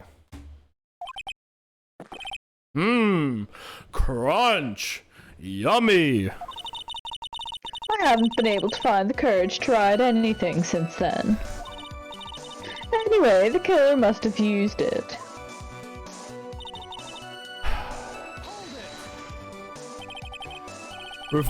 Refresh our memory. How long were you knocked out for? Like I said, somewhere between 10 to 20 minutes. It's possible to get to the bridge and back in 10 minutes using the snowmobile. I have to concede that is more than enough time. Is that all you wish to concede, Miles Edgeworth?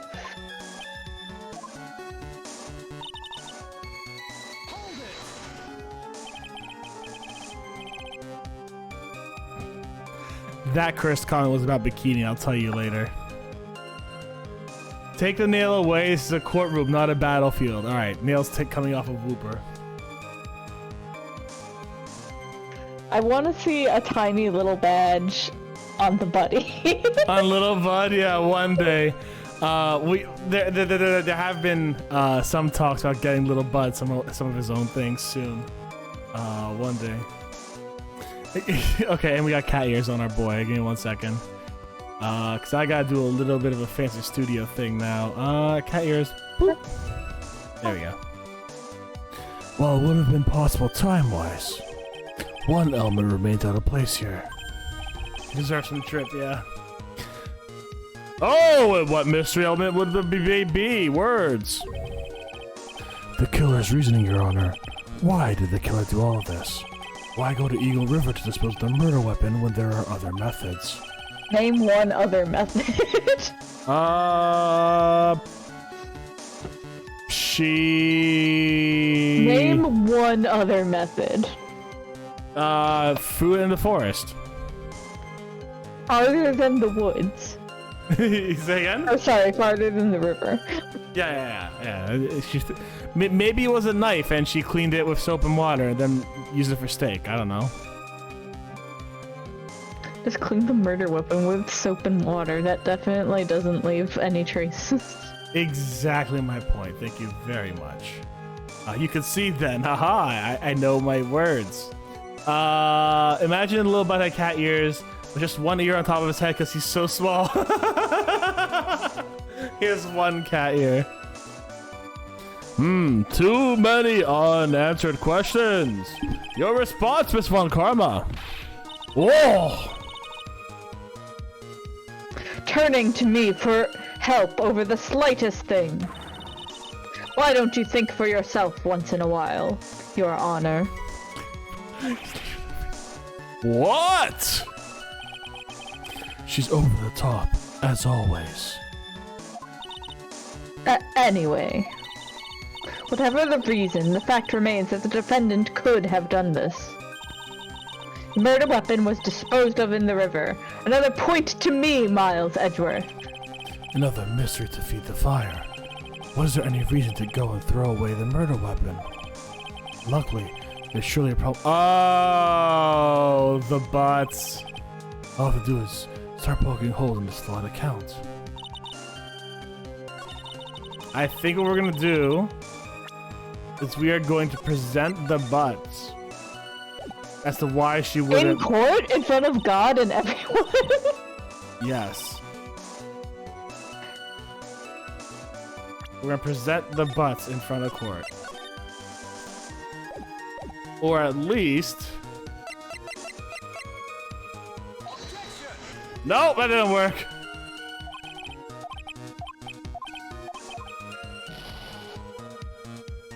Yeah, you guys can snatch over for sure. Remove drip, remove the nail, can't see this paper badge. Canned bread in court. Give me 1 second. I never actually had canned bread. Is it good? I'd imagine not. I mean, I wonder. I mean, you gotta think fresh bread is obviously preferred in any circumstance. Sure. It's very sweet. Okay.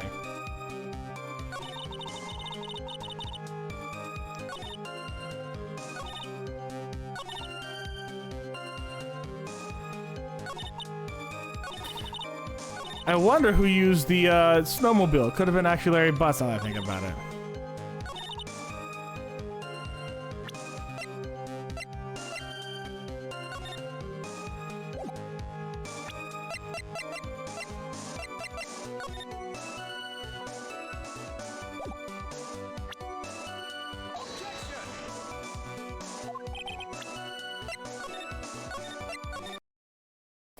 I actually don't know what this point is, actually.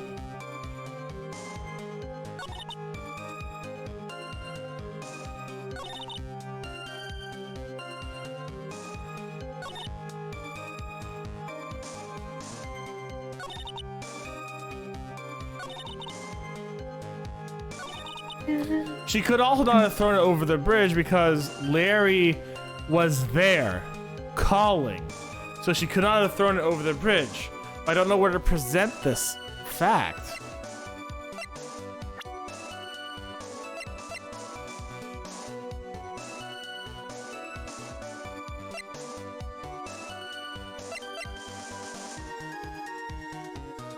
Oh, these are all in, oh my god, these are all in Edgeworth's thing.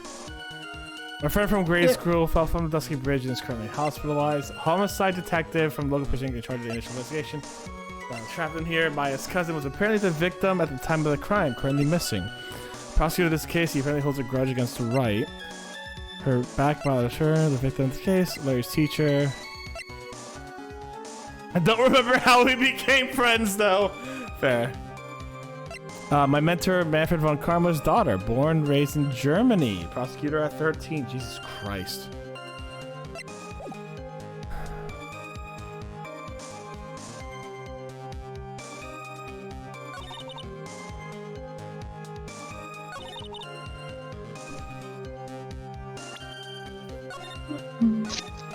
I legitimately do not know.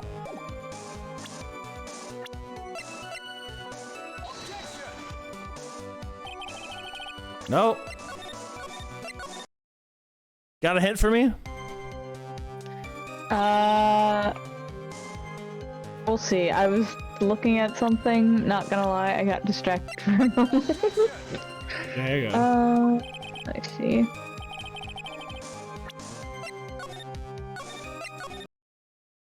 I'm trying to think myself. Maybe look at the photo. That's not me consulting my memory, that's just me suggesting if anything's weird here. It's only showed tracks going back, so she could not have used it. That's my guess.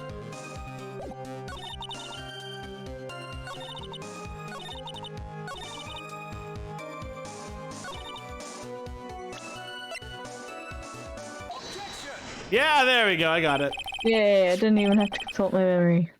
I admit this photograph proves something. It proves the snowmobile was used on the night of the murder.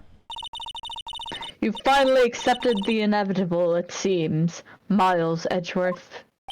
However, if what the witness says is true, then why is there only one set of tracks? What do you mean? Iris left Hazakura Temple, threw the weapon into the river, and then returned. If this was the case, then there naturally should be two sets of tracks in the snow. For those from heading out of the bridge, and those from coming back. Ah, okay. Ah, you're right. You're forgetting one thing, Miles Edgeworth. On the night of the murder, it was snowing. Tracks leading to the bridge were erased by the snowfall. This removes your precious contradiction, now doesn't it? I see. While she was at the river, the snow stopped, leaving just the return tracks in the snow. What do you have to say now, Miles Edgeworth? Is there a flaw in her theory?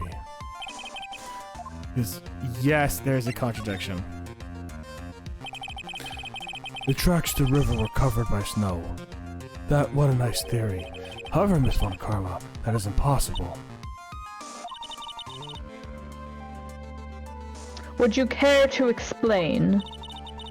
Why, there is a rude index finger currently pointed in my general direction. Fuck yeah, I can curse now. No need. The evidence will do all the talking for me. On the night of the murder, though, killer went to and returned from Dusky Bridge in order to dispose of the murder weapon. The outgoing tracks were erased by the snow, or so claims Miss Von Karma. Miss Edgeworth, present your evidence to the contrary, eh? Right. Where's the weather report?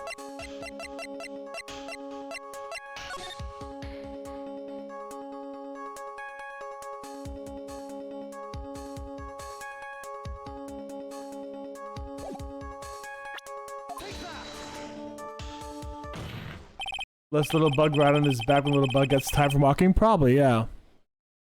Witness, please tell us again what time you witnessed the crime. Like I said, it was around 11. Of course, this means that the weapon was thrown away after that time, correct? On that note, please take a look at this data. It's the weather report for Eagle Mountain on the night of the murder. The weather report! Snow started to fall at 7, but stopped around 10:50. Therefore, when the sister witnessed the crime at 11 p.m., The snow had already stopped falling. It's impossible for any tracks after that time to have been covered up.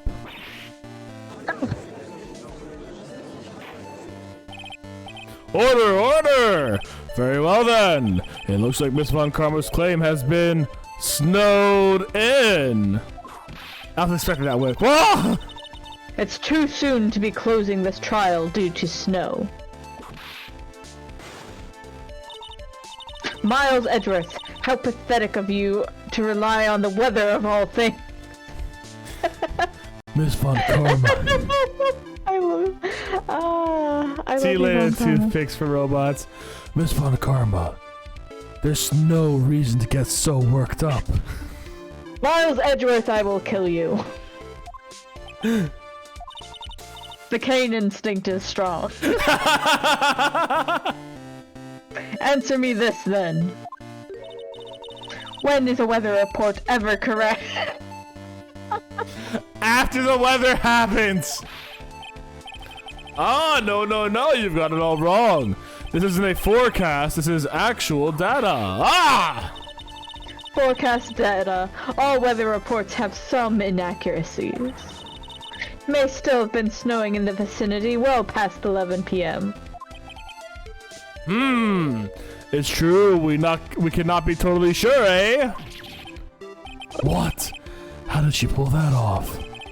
Prosecutor power. I know, right? It had stopped snowing at Hazakura Temple when the murder took place. You need to provide conclusive evidence of this. I've come this far, there's no turning back now. Very well. I, too, cannot allow any doubt to remain concerning this testimony. Ha! You can't back down, can you? Such a perfectionist, Miles Edgeworth. You're a Von Karma! I'm gonna do a poll of points about who's a murderer and put all of the people. Yeah, the last one. Hail Faye. It's Got Maya him. Fey, yeah. We'll do it for the last one. Very well then, Mr. Edgeworth. Where is the evidence that it had already stopped snowing? Oh, frick. The killer was Beta Whooper. Oh, it's in this picture.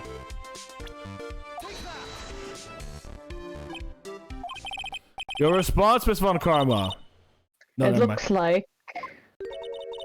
it is still snowing in your heart, too. Shivering in the cold, you are closing your eyes to the truth. And to think you had just arrived after a long, tiring flight from Germany.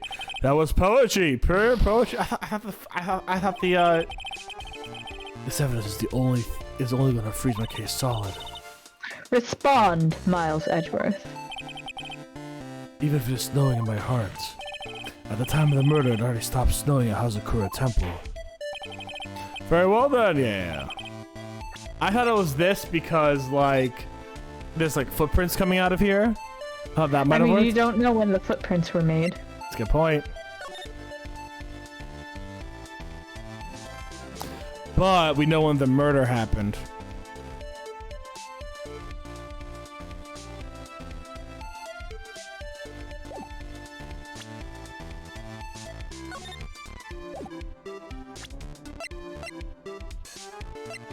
And her body doesn't have any snow on it.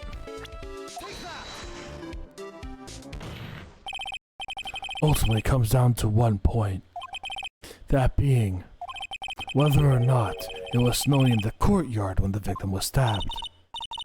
That's right, but proving that is... Incredibly easy. Did you think I was Phoenix Wright?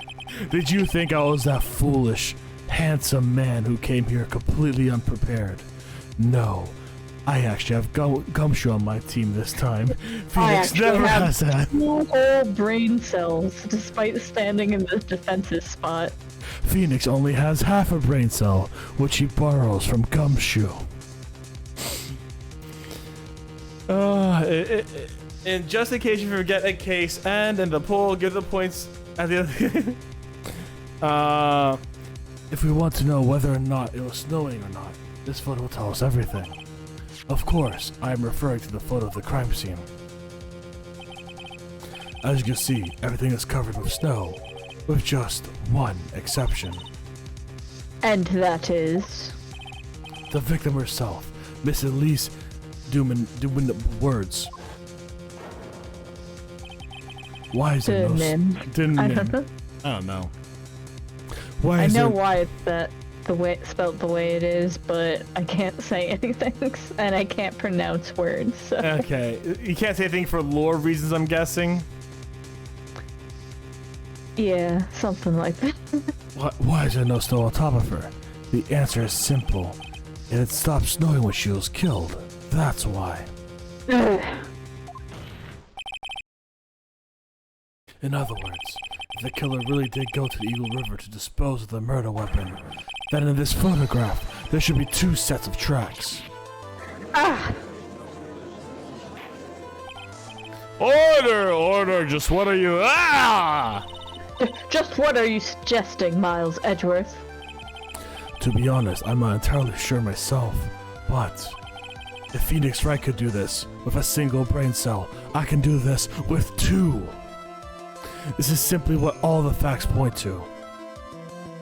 It was a ghost. It was a ghost. That night, someone used the snow temple to leave Hazakura Temple. From the tracks left, it can be understood that they were headed for Dusky Bridge. At that time, it was still snowing. Of course it was, because those tracks were erased by the snow. But then, when the person returned to Hazakura Temple, the snow had stopped, thus the return tracks remained.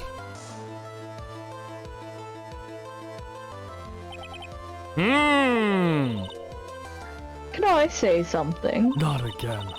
All sounds a bit fishy to me. What does, sister? There is only one key for the snowmobile. Furthermore, on the night in question, we know that the defendant had it. The key was found in her room after the murder. Oh my god! Which can only mean that that night, Iris used the snowmobile to go to the inner temple.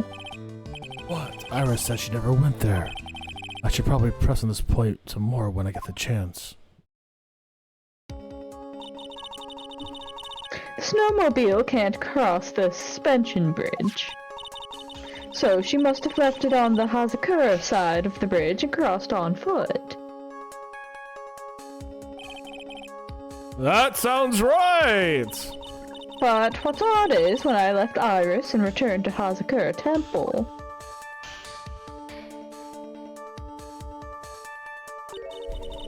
I didn't see anything near Dusky Bridge. You must have just failed to see it, sister. Maybe, but when I made it back to Hazakura Temple, it was there, by the main gate. The snowmobile, I mean. What a guy's... Ah! I know what I saw. It was covered in snow, too.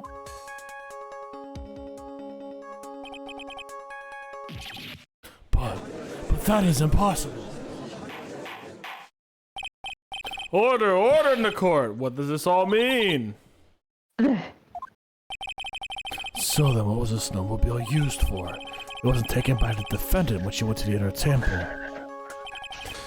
If it had been, then the witness couldn't possibly have seen it by the gate. Furthermore, it wasn't used by the killer to dispose of the murder weapon. If that was the case, there should be 2 sets of tracks in this photo. All we know is this.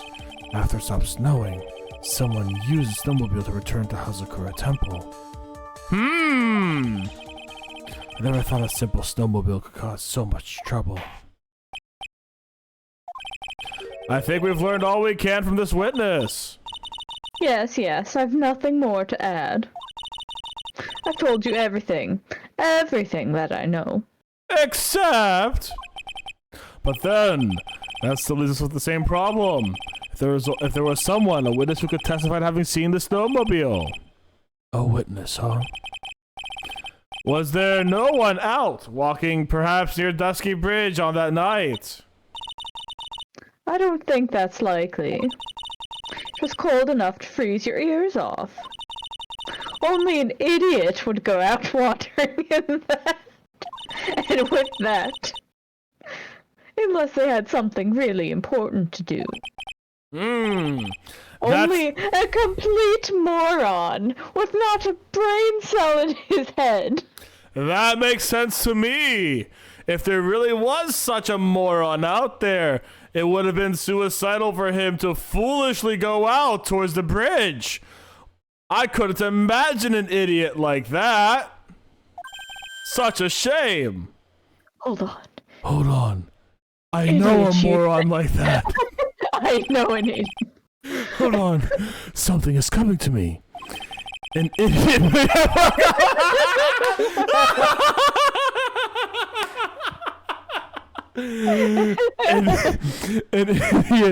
an idiot may have gone wandering out of the subarctic night. God damn, that's so good. I'm gonna clip that.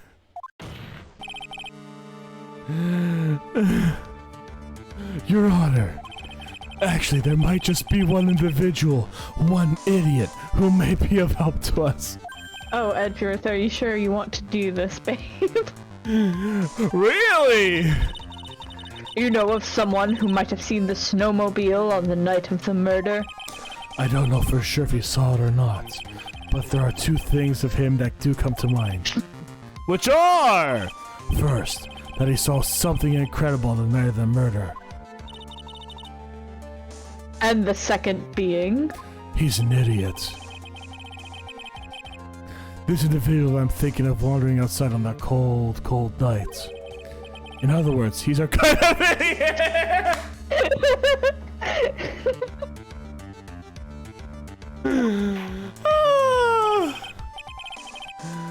Who's this idiot? Mr. Who's this Edgeworth! idiot you're talking about? Who is this idiot you're talking about?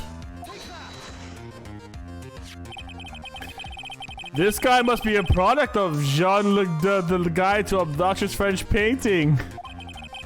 This is Larry Butts, a disciple of the victim, Elise Dumanim.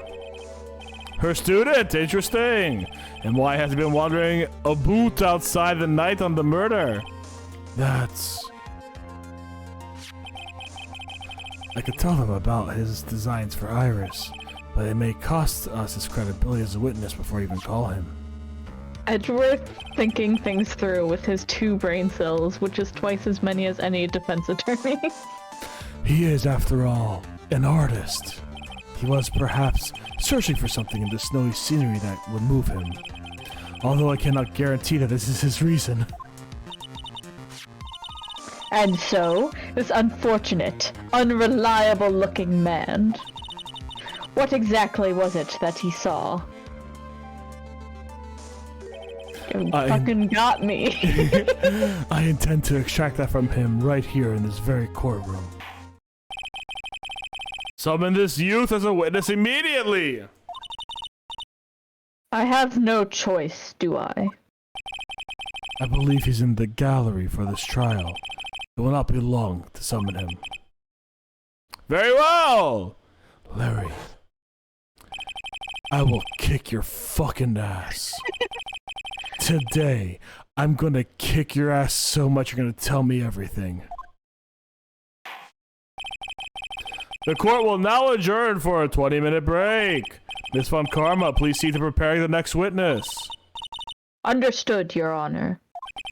Good!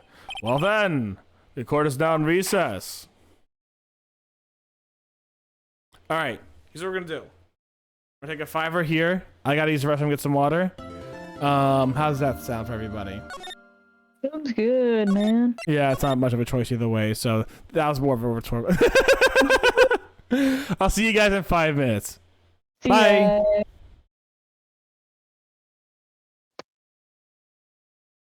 And we're back. Sorry about that, guys. Welcome back on it. I actually did a quick thing and I set up my lunch for tomorrow as well. So, like, it took me an extra second. All right, let's get back to it. We will be playing till about 9:50, 9:55 before I take one more break, and then we're going to be joining Kurta for some Deep Rock Galactic for fun there.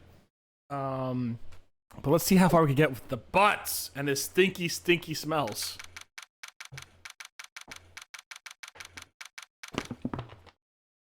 Oh, Katie's here too. Hmm. Yeah. Excuse me, Mr. Edgeworth? I'm not really sure what to say. Iris, we only have 20 minutes. You Shut up. You best be fucking sure of what you want to say. There are two things which I need to ask you before we reconvene.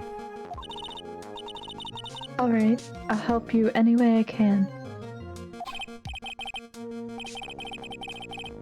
First, about that night, you really didn't go to the inner temple, correct?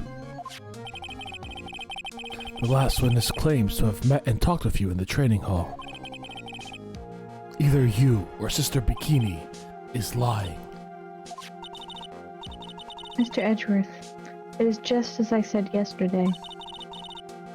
Until the incident occurred, I was in my own room in Hazakura Temple. And someone stuck bloody clothes into your room. God damn it. Very well, the second thing then. That night, the temple snowmobile was used in between the time Sister Bikini returned to the main hall and when she bore witness to the murder. Sometime between 10:30 and 11 p.m. Were you the one who used the snowmobile? There's only one key for the snowmobile. The only person who could have used it was me. So it was you. But why? What made you go out to Dusky Bridge? I'm sorry, Mr. Edgeworth. Oh, come on! Why do you have to make my life... Oh my god, holy shit. What the actual fuck?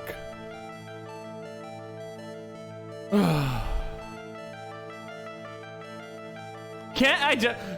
I just like, Can't we just get one No, fucking... trial went too smoothly. Now you must suffer. Iris.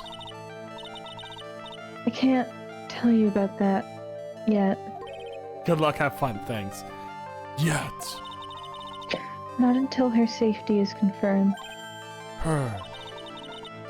Safety of the Acolyte. The Acolyte, huh? She must be talking about Maya, who probably wants a lot of hamburgers right now. You hear over a walkie-talkie, Mr. Edgeworth, I want my hamburgers! Where's Nick and my hamburgers? Iris, look me in the eye and tell me the truth. Did you kill Elise Duminim?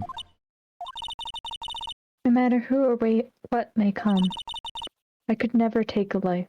That's not a yes or no answer, Iris! As I thought, no psycho locks. Very well. It is my job to get the truth. You'll discover this for yourself soon enough. That's some stuff that my D&D character would go at. Like, did you kill them? I wouldn't not kill them, you know. Usually I would never take a life, you know. I wouldn't murder them. She said she'd never take a life. Yeah. Doesn't mean she wouldn't borrow one. That's not how that works. Not even slightly. Well, That on guard was at least a little bit more roundabout. See, look at his dump truck ass. Look at Edgeworth's dump truck ass. We just saw it there. He has a big dump truck ass. That's all I'm saying. Would you ever kill someone? Oh, well. Miss Von Carbar, where is the witness? During the break, a man was detained for suspicious behavior in the gallery. Suspicious behavior. He was sketching something very intensely. What a fucking simp. Dare I ask what the witness was sketching when he was being detained? He drew a terrifying woman, armed with a demonic face and a vicious whip. So I killed him. How many C's is Edgeworth thick there, Katie? What do you think? I don't know, I'm not up to this new modern lingo. How big is his booty? Because like I've seen In that. my heart, it's concave, but I know that's not the truth. Concave. I can only presume his intention was to capture you. Ah! Like 60s. Oh, damn. All right. Anyways, it's time to drag this pathetic excuse for an artist before the court. Holy shit. Maurice Donim, I hope you're ready. Get in here. Back on the subject about Phoenix being an idiot. Yeah, fair enough. It would seem the whip is going to see plenty more use today. Oh, God. Ouch! Your sketch is in contempt of this court. It's the calves! Hey, ow! You tried to run away from the bailiff who was trying to hand you your subpoena, correct? Look, it is nothing but I'm nothing but a fledgling artist training out in the mountains. I'm only down here in the city because I ran out of green paint. Well, to use the technical term for color, Viridian.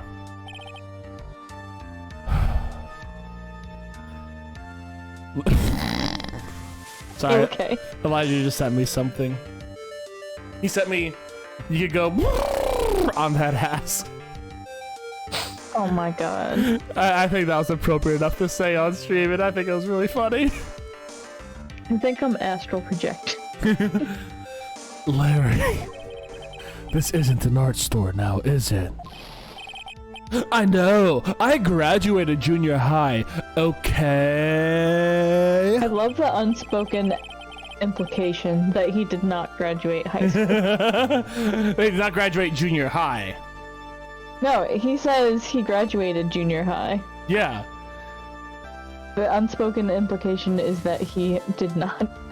Like, why would you not say high school? There's only one reason. Look, art isn't always about working in the fields, isn't it? Working in the fields! I presume he wanted to say field work, I hope. That's it! Thanks, buddy! It's kind of sad that I was able to understand his mangled train wreck of a sentence. I just happened to stop in here and found a wonderful new model. She's right, like, I'm gonna fucking murder you, butts. So see, I've got nothing to do with this trial at all. I expect all of your faces to be red when you realize this mistake. Bright red. Or, to use a technical term, Crimson Lake. No. It's actually blood orange. Bitch, it's red. I'm not sure if anyone gets that reference but me, but I think it wasn't like a... I get it. Thank you. Is that a RuPaul Drag Race thing? I don't remember. It was like some sort of fashion thing. And I think it was a fashion thing. It's like blood orange. She's so pretentious. It's fucking red. Which...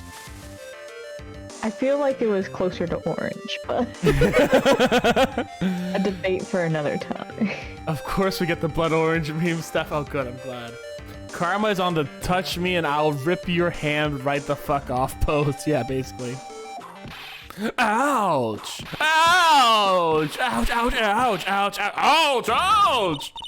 Stop your pathetic blabbing and testify like a man. Refrain from whipping me this one, Karma. Cross-whipping is as bad as cross-checking. Witness, this is all your fault. Testify now. Ah, this is too much for me. Fucking blood orange. I was at the lodge out in the mountains looking up at the stars that night. I walked through the bridge a number of times, but I didn't see the snowmobile. I didn't see anyone at the bridge that night either. The girl I was waiting for didn't show up. My teacher died on me. I'm all alone now. Aren't I, edgy? Yes. Because I'm certainly not backing you the fuck up. Witness, please refrain from talking directly to the lawyers during your testimony. I'm just a nobody. Nothing but a small, worthless man, aren't I? Yes. I mean... Why wasn't I asked for my name and occupation or anything else? It was Larry that killed her? Yeah. Mr. Edgeworth, this man seems to have quite a severe inferiority complex. He's recently been the cause of numerous incidents. I think he's finally realized for himself just how much of a nuisance he's been to other people. Yeah, that's right. I'm behind everything. Every case. I'm the murderer. I killed my teacher. Oh, shit. Watch out, okay? Just touching you will make you eternally unhappy. Yeah. Yeah. Well then, let us proceed with the cross-examination with no touching, thank you. We can delve into other details at a later time. Hey. God damn it.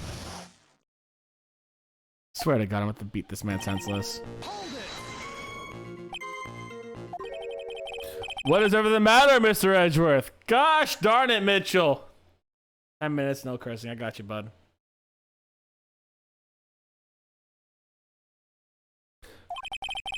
This is one single statement so full of contradictions. For a moment there, I thought I was going to collapse. So, witness? Any ideas as to where those contradictions in your testimony lie? Depending on your answer, I may stay my whip. Okay, but give me a minute. Well, it was snowing that night, so I couldn't possibly have seen the stars. That rundown shack is hardly a lodge, is it? And even if the stars could be seen, it's not like I was there to look at them, right?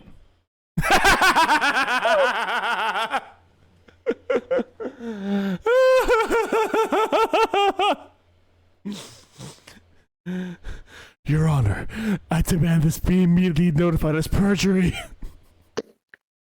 This man is perjuring in the court, Your Honor. Gosh darn it. Gosh darn it. That's funny. That's really funny.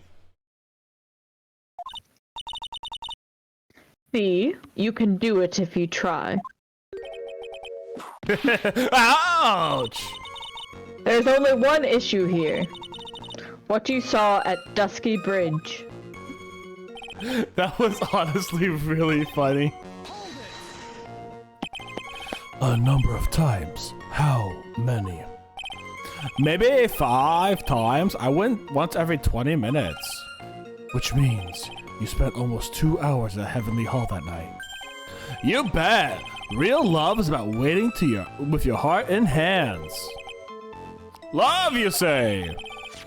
It was this man's intention to summon the defendant to the small shack, using this blackmail letter. Blackmail? No, it was a simple product of others. Ah! You huffy puffy, loosey goosey excuse for a whimpering, whining wuss of a witness. Goddamn. So, what did you see? I hope for your sake you saw a snowmobile. You huffy puffy, loosey goosey excuse for a whimpering, whining witness of a witness. Hey. Chill though. Heck out, Karma. Well, you see, should we count that to bot? Wait, count what? Did I say loosey-goosey's not a curse word? Loosey-goosey is not a curse word. I'm not gonna let you say otherwise. What? In what world would it be considered a curse word? I don't know what other curse word I could have said in that period of time. Being called those names. Did I say god dang? We have counted that as a curse before. Give me a second. 6 minutes. I'm gonna do 10 push-ups. Be right back. 10 push-ups.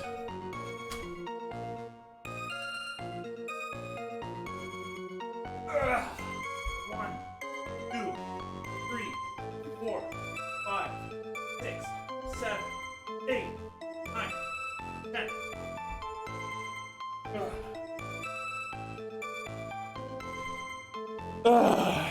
We have counted that before, so I'm gonna, yeah. Teamwork. Mitchell gets the redemption. Chip calls me out. That's teamwork for you.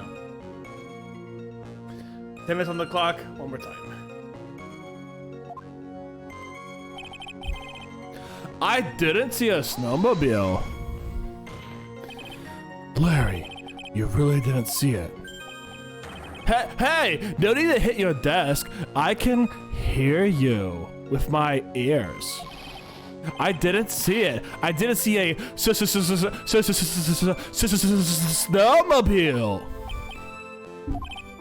Larry, say snowmobile for me, please. Snowmobile. If you truly have nothing to hide, then why are you stammering like you just flew out of a cuckoo's nest? Shut up. What is this? I don't know. Don't ask me. It seems I'll have to start from a more obvious contradiction. I'm gonna strike the blow that will finally get him to spill the beans. I just like how they're like, okay, here you go, a competent defense attorney for once in your life. A competent defense attorney that has a decent case with just really bad people working with him. You didn't meet anyone. That's right, because I've got nothing to do with this. And I'm just here to buy some Viridian paint, okay? Come on! I expect to see those Crimson Lake faces now. It would appear that simply pressing him isn't going to be enough, Mr. Edgeworth. I want to see him suffer as much as you do. Please make him suffer. Indeed. It seems like he's going to claim to have nothing to do with this in the end. I don't want this guy to go any more time. I need to slice through his obvious contradictions to keep moving things along.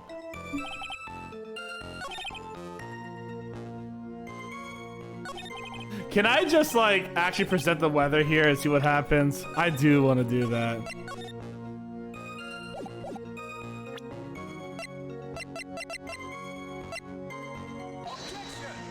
Nope, okay. I just wanted to see what would happen. That was the most obvious contradiction because they just stated the contradiction in the speech, actually.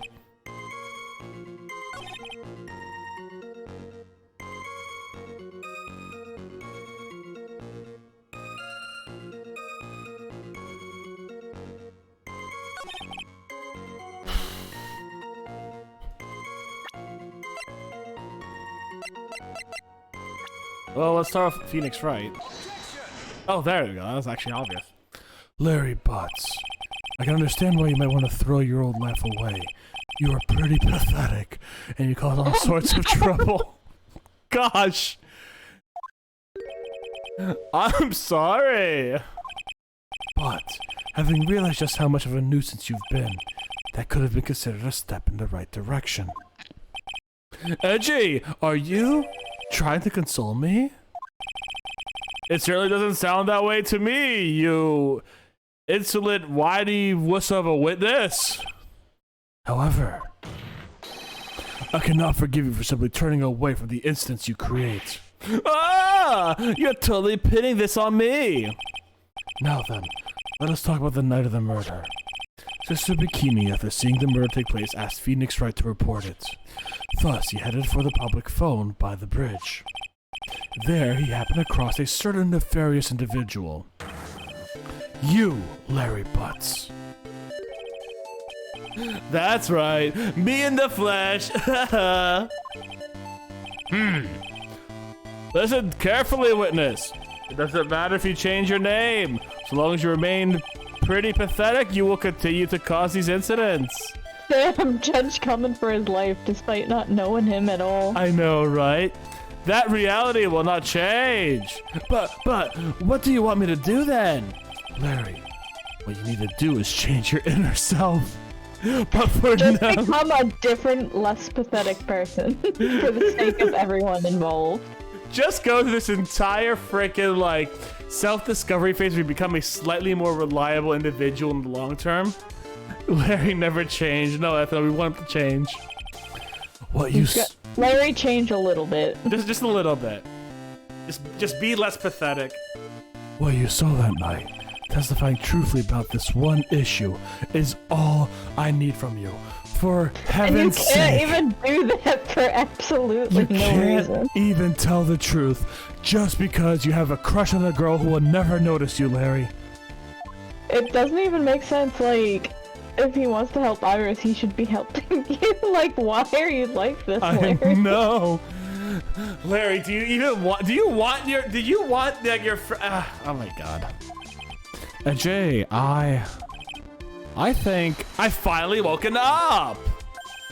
Well, I guess I could still be sleeping. But anyway, I'll do it. I'll testify. Well, I'm not sure this will go especially well. Larry changed slightly, not losing your goofy, wacky self, but becoming a more competent and more reliable. Exactly. I'll ask again then, witness. What did you see on the night of the murder?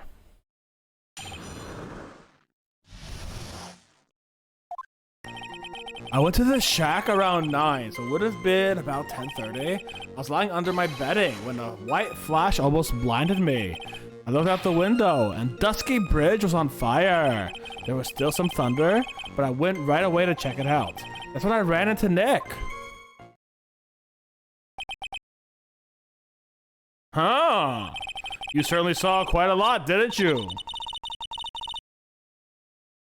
So, what happened to the bridge after it caught on fire?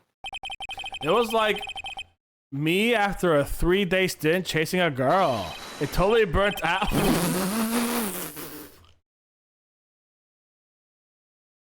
Larry, please change. Larry, please change. Like, no, we need you to change this bit, Larry. Like, almost totally gone. I mean, trying to cross burning remains was what caused Nick to fall. What did you say? Oh, don't worry. It's nothing life-threatening. He just caught a cold. I never know with that man if he should be called lucky or unlucky. Now, Mr. Edgeworth, please commence your cross-examination. Yeah, no worry. Falling like 100 feet down to rapid rivers after being literally, like, practically on fire. He just caught a casual cold. No big deal. Not even the funniest thing that happens to him. Is he ever like in an explosion and just fine after that? He gets, in Ace Attorney 4, he gets hit by a car and slams headfirst into a telephone pole and comes away with a twisted ankle. Or maybe it was a broken ankle, but either way. Are you there? Yeah, I'm here. I'm just don't know. He's called a phoenix for a reason. He should be dead by all accounts. And it keeps rising from the ashes, yeah. Like, he ate a poisoned glass bottle and was okie dokie, so... No, it's Phoenix with that kind of durability, not Larry. Oh my god. What did you do out there in the cold for an hour and a half? Well, if you really must know, I was busy being excited, I guess? Excited, dare I even ask. I set up a meeting time as 10 p.m., right? But I couldn't wait, and I thought she might come early too. Well, it appears she didn't come at all in the end. Because they never arranged to meet in the first place, did they? Shut up! Don't go picking apart my fond memories. Anyways, I was getting a little worried. I thought maybe Iris had lost her way. So every 20 minutes or so, I went out to the bridge. But I didn't see anything particularly suspicious. I didn't have anything else to do, so I went back to the shack to wait for her.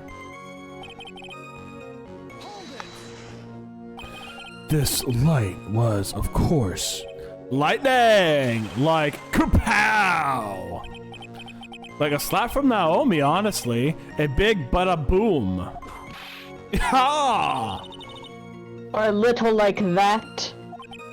Ah, that's more like a punch from Miranda. Witness, did you actually see the lightning hit the bridge? Well, I was like startled by the flash of light, so...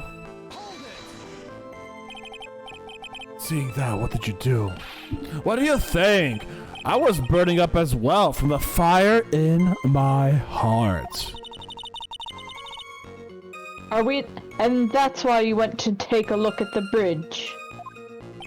Well, to be honest, it was freezing cold, so at first I thought, forget it. There's a giant fire above my head. I'm just gonna relax here, no big deal. It was freezing cold, so at first I thought, forget it, I'm not leaving my covers. Fucking curse, let's go. But it had pretty much stopped snowing, so I don't know. I changed my mind.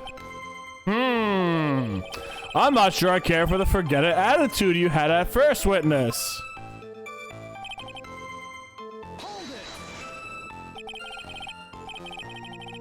You said right away, but exactly how long after the strike was that? The lightning fell and then the bridge caught fire, so maybe around 5 minutes. I mean, I suddenly thought, gotta check this out. How far is the small shack you were in from the bridge? Hold on. Well, it had pretty much stopped snowing. I guess about a 5-minute walk. And how did Dusky Bridge look when you got there? Like, I had recovered a piece of my childhood. I mean, not even the bonfire kids during school camping trips can compare. Well, should I press him for a little more info? Yes. Larry, let me ask you one thing. What is it, Edgy? What's with the serious face? Why didn't you call anyone? Huh? What do you mean? Normally, when faced with a towering inferno, one would try to tell someone. There's a public phone right by Dusky Bridge, correct? Oh, did he set the fire, this freaking moron? Well, of course I thought about doing that. So then, let's hear why you didn't. Huh? Oh, yeah, okay, a reason. Like, my reason? It isn't that I didn't try to tell anyone, I just didn't have time to, okay? That is fishy as fuck.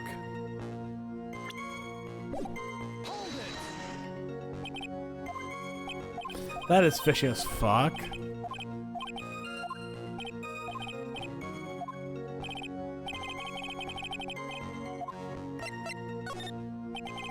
So, you suddenly thought to check out the bridge.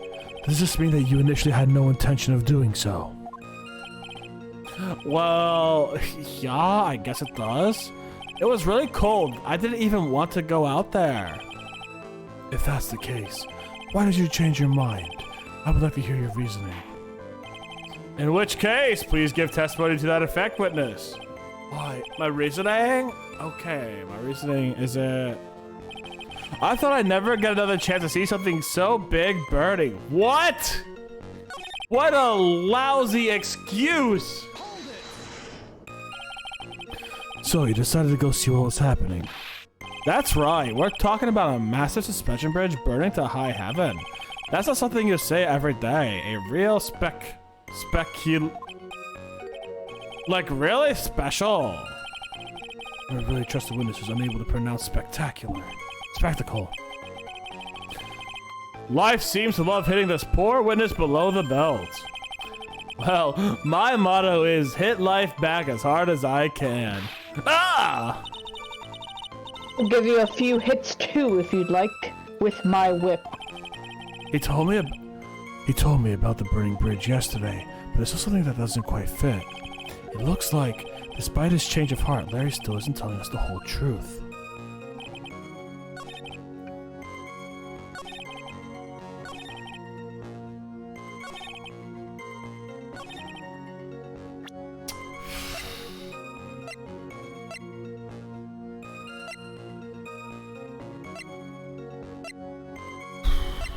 I don't actually know.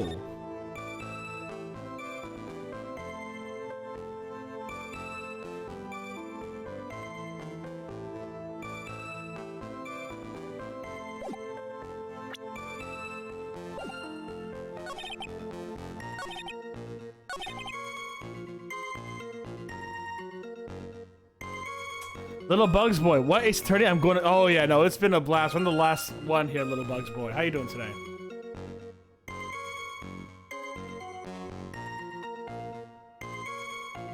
I actually don't know where to go with this one, honestly.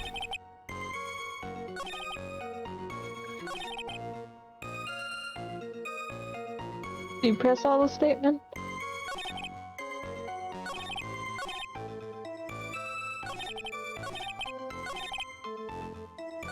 I think so. What did you do? Yeah, we pressed this one already.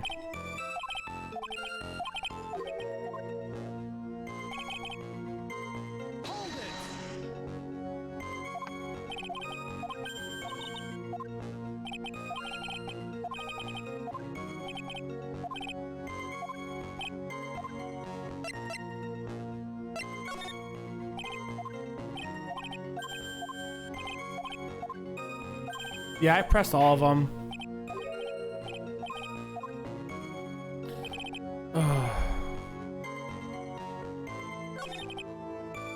Oh, it changes.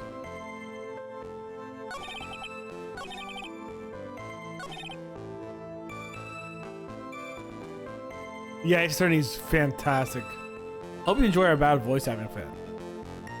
So this one's saying that Nick showed up less than a minute later. Where's the contradiction here?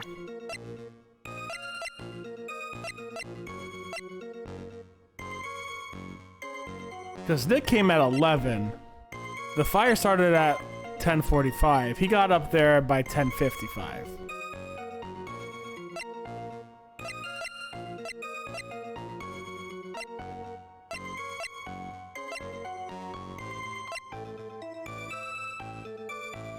This is literally an Ace Attorney stream. We'll probably do one again next week on Tuesday. So, Steph, walk through that statement one more time. I arrived at the bridge and Nick showed up less than a minute later. He would have been there. He would have been up at the bridge by about the 55. Like, you know, he would have been like it would have been like a 5-minute wait. So I need to prove that he was there longer than it took for Nick to get there. See you later, Chip. No, I've not watched the anime in full. I seen like one episode of it when I was a few years ago, but like, this is my first time playing through this case.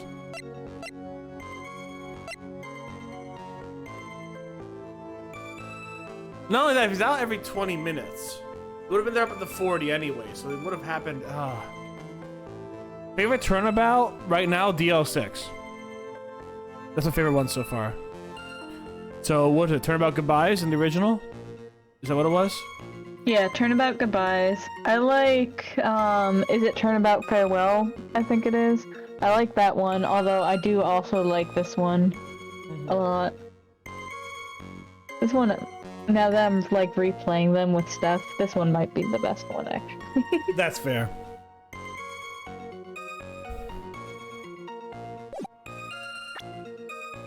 Let's try presenting this real quick. What do you think? You think that's a good, good indication? I consulted my memory, so... Oh! Your very existence being a contradiction. I'm not sure if you can grasp this or not. What the hey, Edgy? You make me sound like some sort of alien. But your testimony is conclusively contradictory. The problem here is time. I've never been the best timekeeper, you know. 30 minutes after Billy leaves on foot, you follow him on your bicycle. How long does it take for you to catch up with him? Terrible at those. This is much more simple. You saw the lightning strike Dusky Bridge, and immediately went to see what happened. Is this correct? Yeah, well, I wasted about 5 minutes first, but more or less. I have the weather data the night the murder here. According to this, the lightning fell at 10:45. You say it takes less than 5 minutes from the shack to Dusky Bridge, meaning you probably got there around 11 p.m. That all sounds about right, I guess. And then Nick showed up and did his falling act. But Nick would have been there at 11:20. That is impossible. What do you mean? 11 p.m. is when the murder occurred at Hazakura Temple. Thus, Wright was still there in the courtyard. There is no way that Larry could have encountered him at Dusky Bridge at the time. Ah, excuse me. I have an objection. You do? Jay, how many times do I have to say this? I'm not Larry. I'm... It has not been proved that the murder occurred at 11 p.m. The sister only said around 11. which case it could have still been earlier than that. Watch your footing there, Miss Francisca Von Karma. The slope ahead is slippery. But there is no way that Wright could have been at the ski bridge at 11 p.m. And why not? It's clearly written here in the weather data report. It took around 30 minutes for the bridge to burn out. Therefore, the bridge must have been burning until at least 11:15 p.m. Which means what exactly? Wright did not see the bridge while it was being consumed by flames that night. In fact, he did not arrive on the scene until after the flames had died down. Larry, you arrived at the bridge at 11 p.m., but Wright did not make it there until at least 11:15. I suggest you stop hiding things and just tell us the whole truth. Now then, what happened during these 15 minutes? I feel like I just got brutally woken up by a toilet splash. Ill. I guess I was still sleeping. Well, I cannot read that fast enough. Order! Ah! So there was a missing 15 minutes prior to meeting Phoenix Wright. I hardly see that as much of a problem. Yeah, not much of a problem at all. Really? The bridge is burning before your eyes and there is a phone right next to it. Why then did you not report the accident? Yes, witness, why didn't you? Were you simply there to watch the bridge burn? And therein lies the problem. For even after the bridge had burnt out, he was still there. Staring into space, this does not even attempt to fulfill his civic duty. That's what it sounds like. Ah, but this is Larry we're talking about. And even he isn't capable of being so stupid. Which means there has to be a reason for his inaction. Hey, Jay? I think it's about time I got serious with you, dude. Just as I thought. You've been playing with us this whole time. Listen, I'm going to tell you everything. Are you sure you want to hear it all? Yes. I may really say it this time. Ah! Then say it. Very well. I have a terribly bad feeling about this. However, let's have this witness finally give us the whole truth and nothing but the truth. Now, for this 15-minute gap, what were you doing, witness?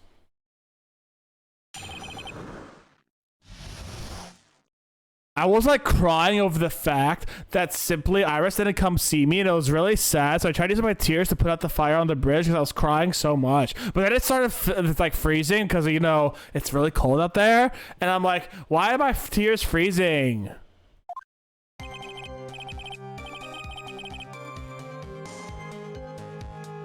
I hate where this is going already.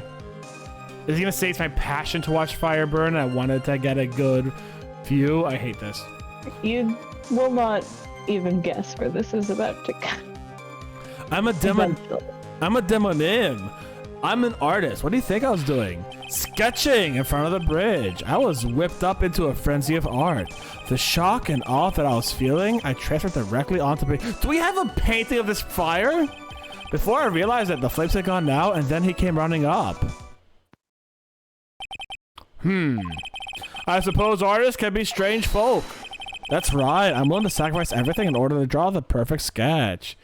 Dear Larry Butts, we love you, but come on. Yeah, basically, right? Including the truth and the sound of it. Mr. Edgeworth, has this removed the last of your doubts? Not at all, Your Honor. Not at all, Your Honor. One very large doubt remains. And what would that be? This is a surprisingly believable story, especially considering the source. So why did he think he needed to hide it from us until now? I intend to drag the reason out of him. You'll regret this, AJ. I'm only threatening you in court. Or is he stating a fact? I don't know. Tell us, Larry. My name is Laurice, get it right. Mistakes like this are what keep you from being popular with the ladies like I am. Just who exactly are you? I'm Laurice de Manin, apprentice extraordinaire. That's what he calls himself in any case. Then you are an artist? Of course, I'm an artist, a real thing. Yet again, that's what he calls himself. Names mean nothing. Except for the name Von Karma. Well, actually, though. No, but remember? She said at the very beginning. Yeah, the legacy was all part of the past, yeah. She's done her character growth off screen. I'm proud of her. Mm-hmm. There's only one issue I care to discuss. What were you doing? This is a very big issue indeed. Sketching the burning bridge. The burning bridge and everything that came with it. What came with it? You want to hear this from my lips, do you, AJ? You'll regret this. The sketch of mine is... Ah! Enough! Just take that ridiculous sketch of yours out already. What are you talking about? I don't know what you mean. That does indeed appear to be the fastest solution. I'll leave it to you, Mr. Edgeworth. What should I do? I've got a terrible feeling that the instant the sketch is revealed, the entire world will be changed and what's depicted in there. I want to see the sketch. Larry, I wonder if you should show us your sketch, please. Well, even I couldn't have imagined a turnout like this. Imagined what? That Laurice de Menu's debut will take place here today like this. Ow! Know it! Now! Okay, but steel yourselves. This is... Why is there a person there? Why is there a person flying over this bridge? What the fuck is happening? This isn't even a good sketch, Larry.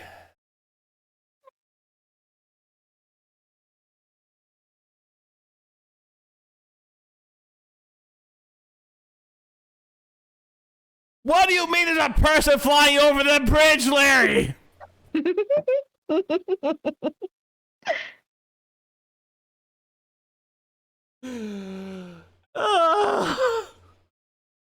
That's fucking rude. Okay, I'll be rude. It's Larry. It's freaking Larry. The flame is going down. Look at this flame over here. Now, the flame doesn't always go up, doesn't only go up like it's supposed to. He's drawing the flame going down. That's not how flames work.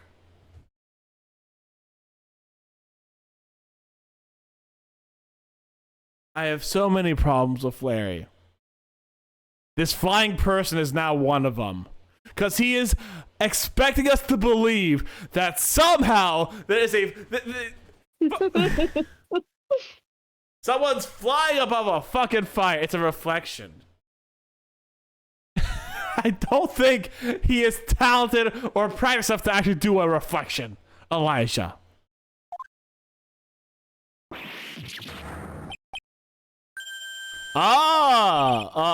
Well, so this is Dusky Bridge, correct?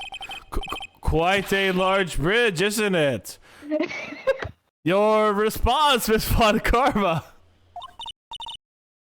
Yes, well... It's a better drawing than I expected. This looks like one of those things you find in the thermocam and like those ghost things like, oh, it's a mysterious red being. Isn't it? I struggled to reproduce those flames. I really did. Yes, I'm sure you did.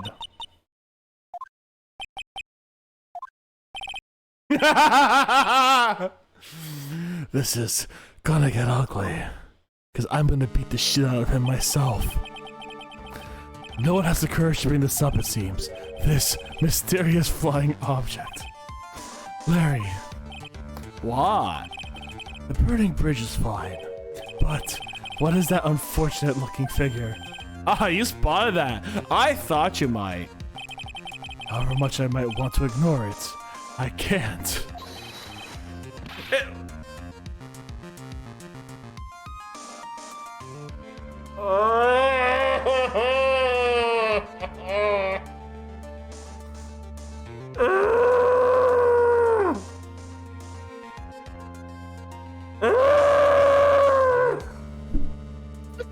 I told you couldn't prepare yourself for what was about to happen. What in tarnation?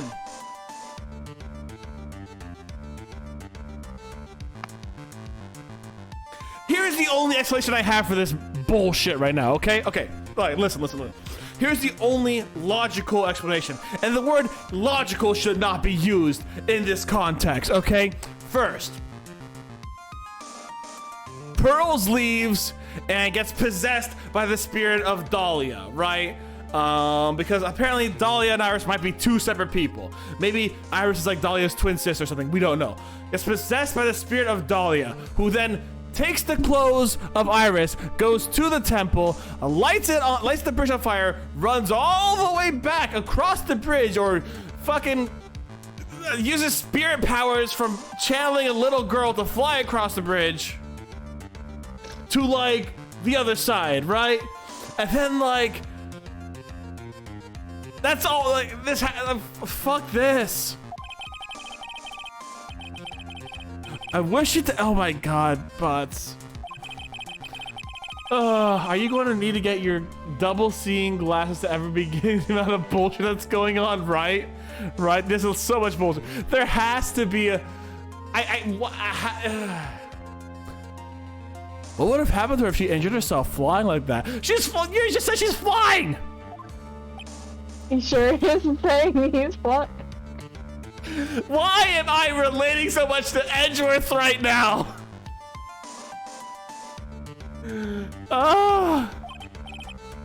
Larry, please answer this question honestly. Okay. Are you really claiming to have seen this? Are you claiming to have seen a silhouette of the defendant flying over a bridge that was engulfed in flames? Yup, that's what I saw. That's why I drew it. I'm an artist, a real artist. Are You. Hi. That girl, she's really high up in this picture. Yep.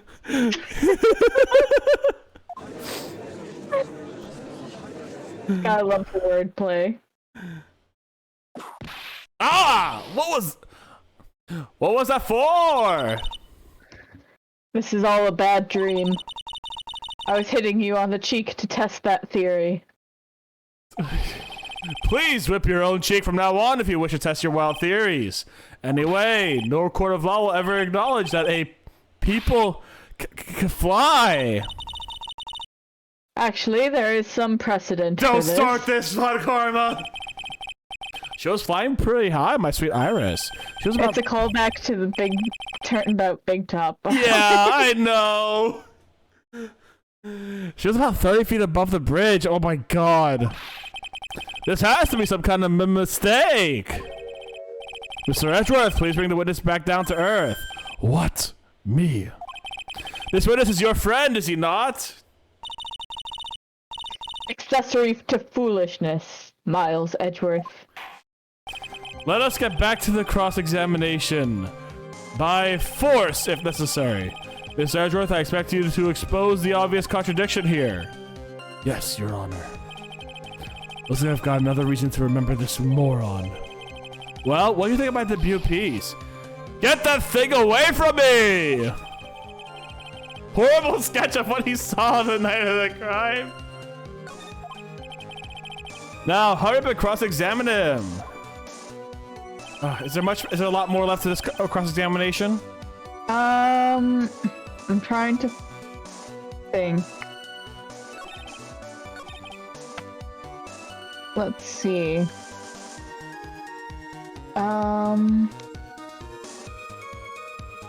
Not too much. 5-10 minutes? I think we can do it there. Alright. I think I know what this one is anyways. Being a reflection makes sense. It being a reflection would make sense. Larry Butts would be upside down looking at the bridge, yeah. Larry, what did you really see that night? Not that I particularly care. In your position, that's just being irresponsible. I drew exactly what I saw. I'll give you a whole $1 that it's the truth. If that's truly the case, then there's one thing that we can say for certain. What might that be? That person who flew over the bridge could not have been the defendant, Iris. What? What do you mean? I don't understand. Ugh!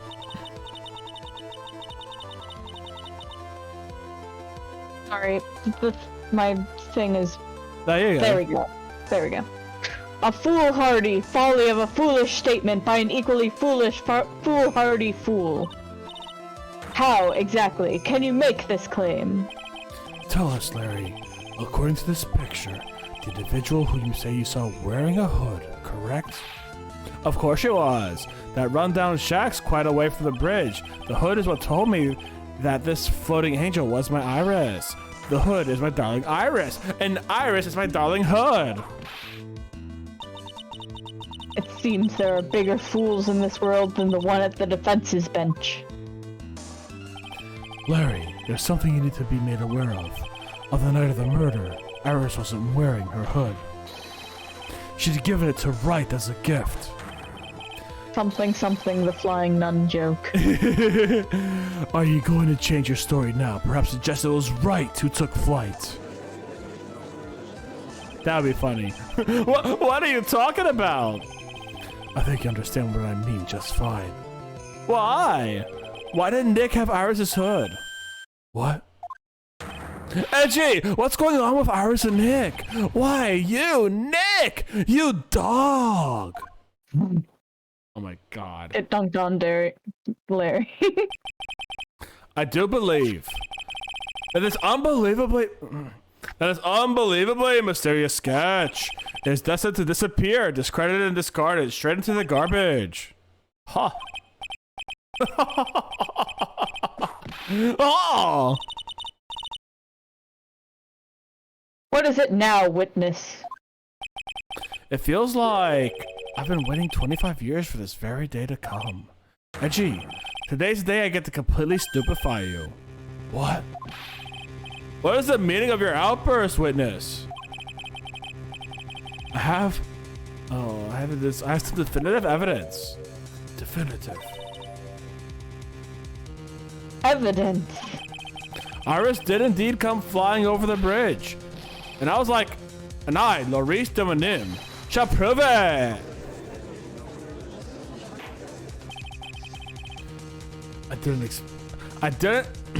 The voices are too similar.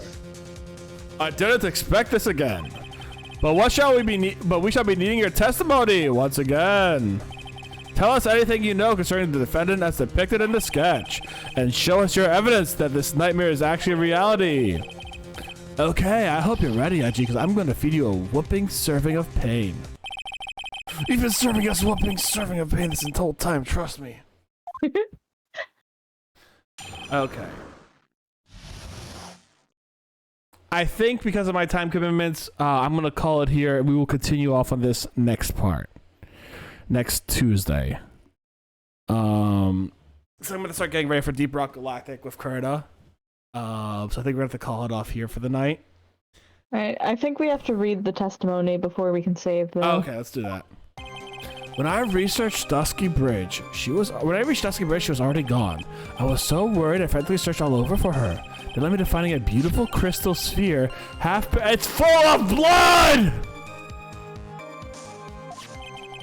I'm sure it's Crimson Lake, obviously. Fair hood. After all, no one else could have lost a crystal sphere that night. What? No one else could have lost a crystal sphere? This one, pretty, isn't it? The finders keepers. That sphere, where did you find it? Let me say, around here somewhere? Looks about right. And it was half buried in the snow. It pretty much stopped snowing by then. But there were still some fallings as I walked to the bridge. The court accepts this crystal sphere. That's mine, okay? I want it back afterwards. There's something on it. Oh my, it's blood! What? Blood? I was wondering where that was. You ready, AJ? By tomorrow morning, you'll be calling me Master Larry. Yeah, I like the sound of that. No one's gonna push me around anymore. Didn't you want to be called Maurice de Manu a few minutes ago? All right. We're calling it there. Now we can save. Alright. Alrighty. Sorry I called this one a little bit early, guys. We will definitely continue it on Tuesday because I was actually talking to Katie about how much I really wanted to finish this. But we'll have to do that next time. Katie, thank you very much for being here with me today. I had an absolute blast. Yeah, it was lots of fun. I'm going to put on the BRB screen again, guys, and we are going to continue on some Deep Rock Galactic after this. But, yeah, see you in a bit. Bye, guys.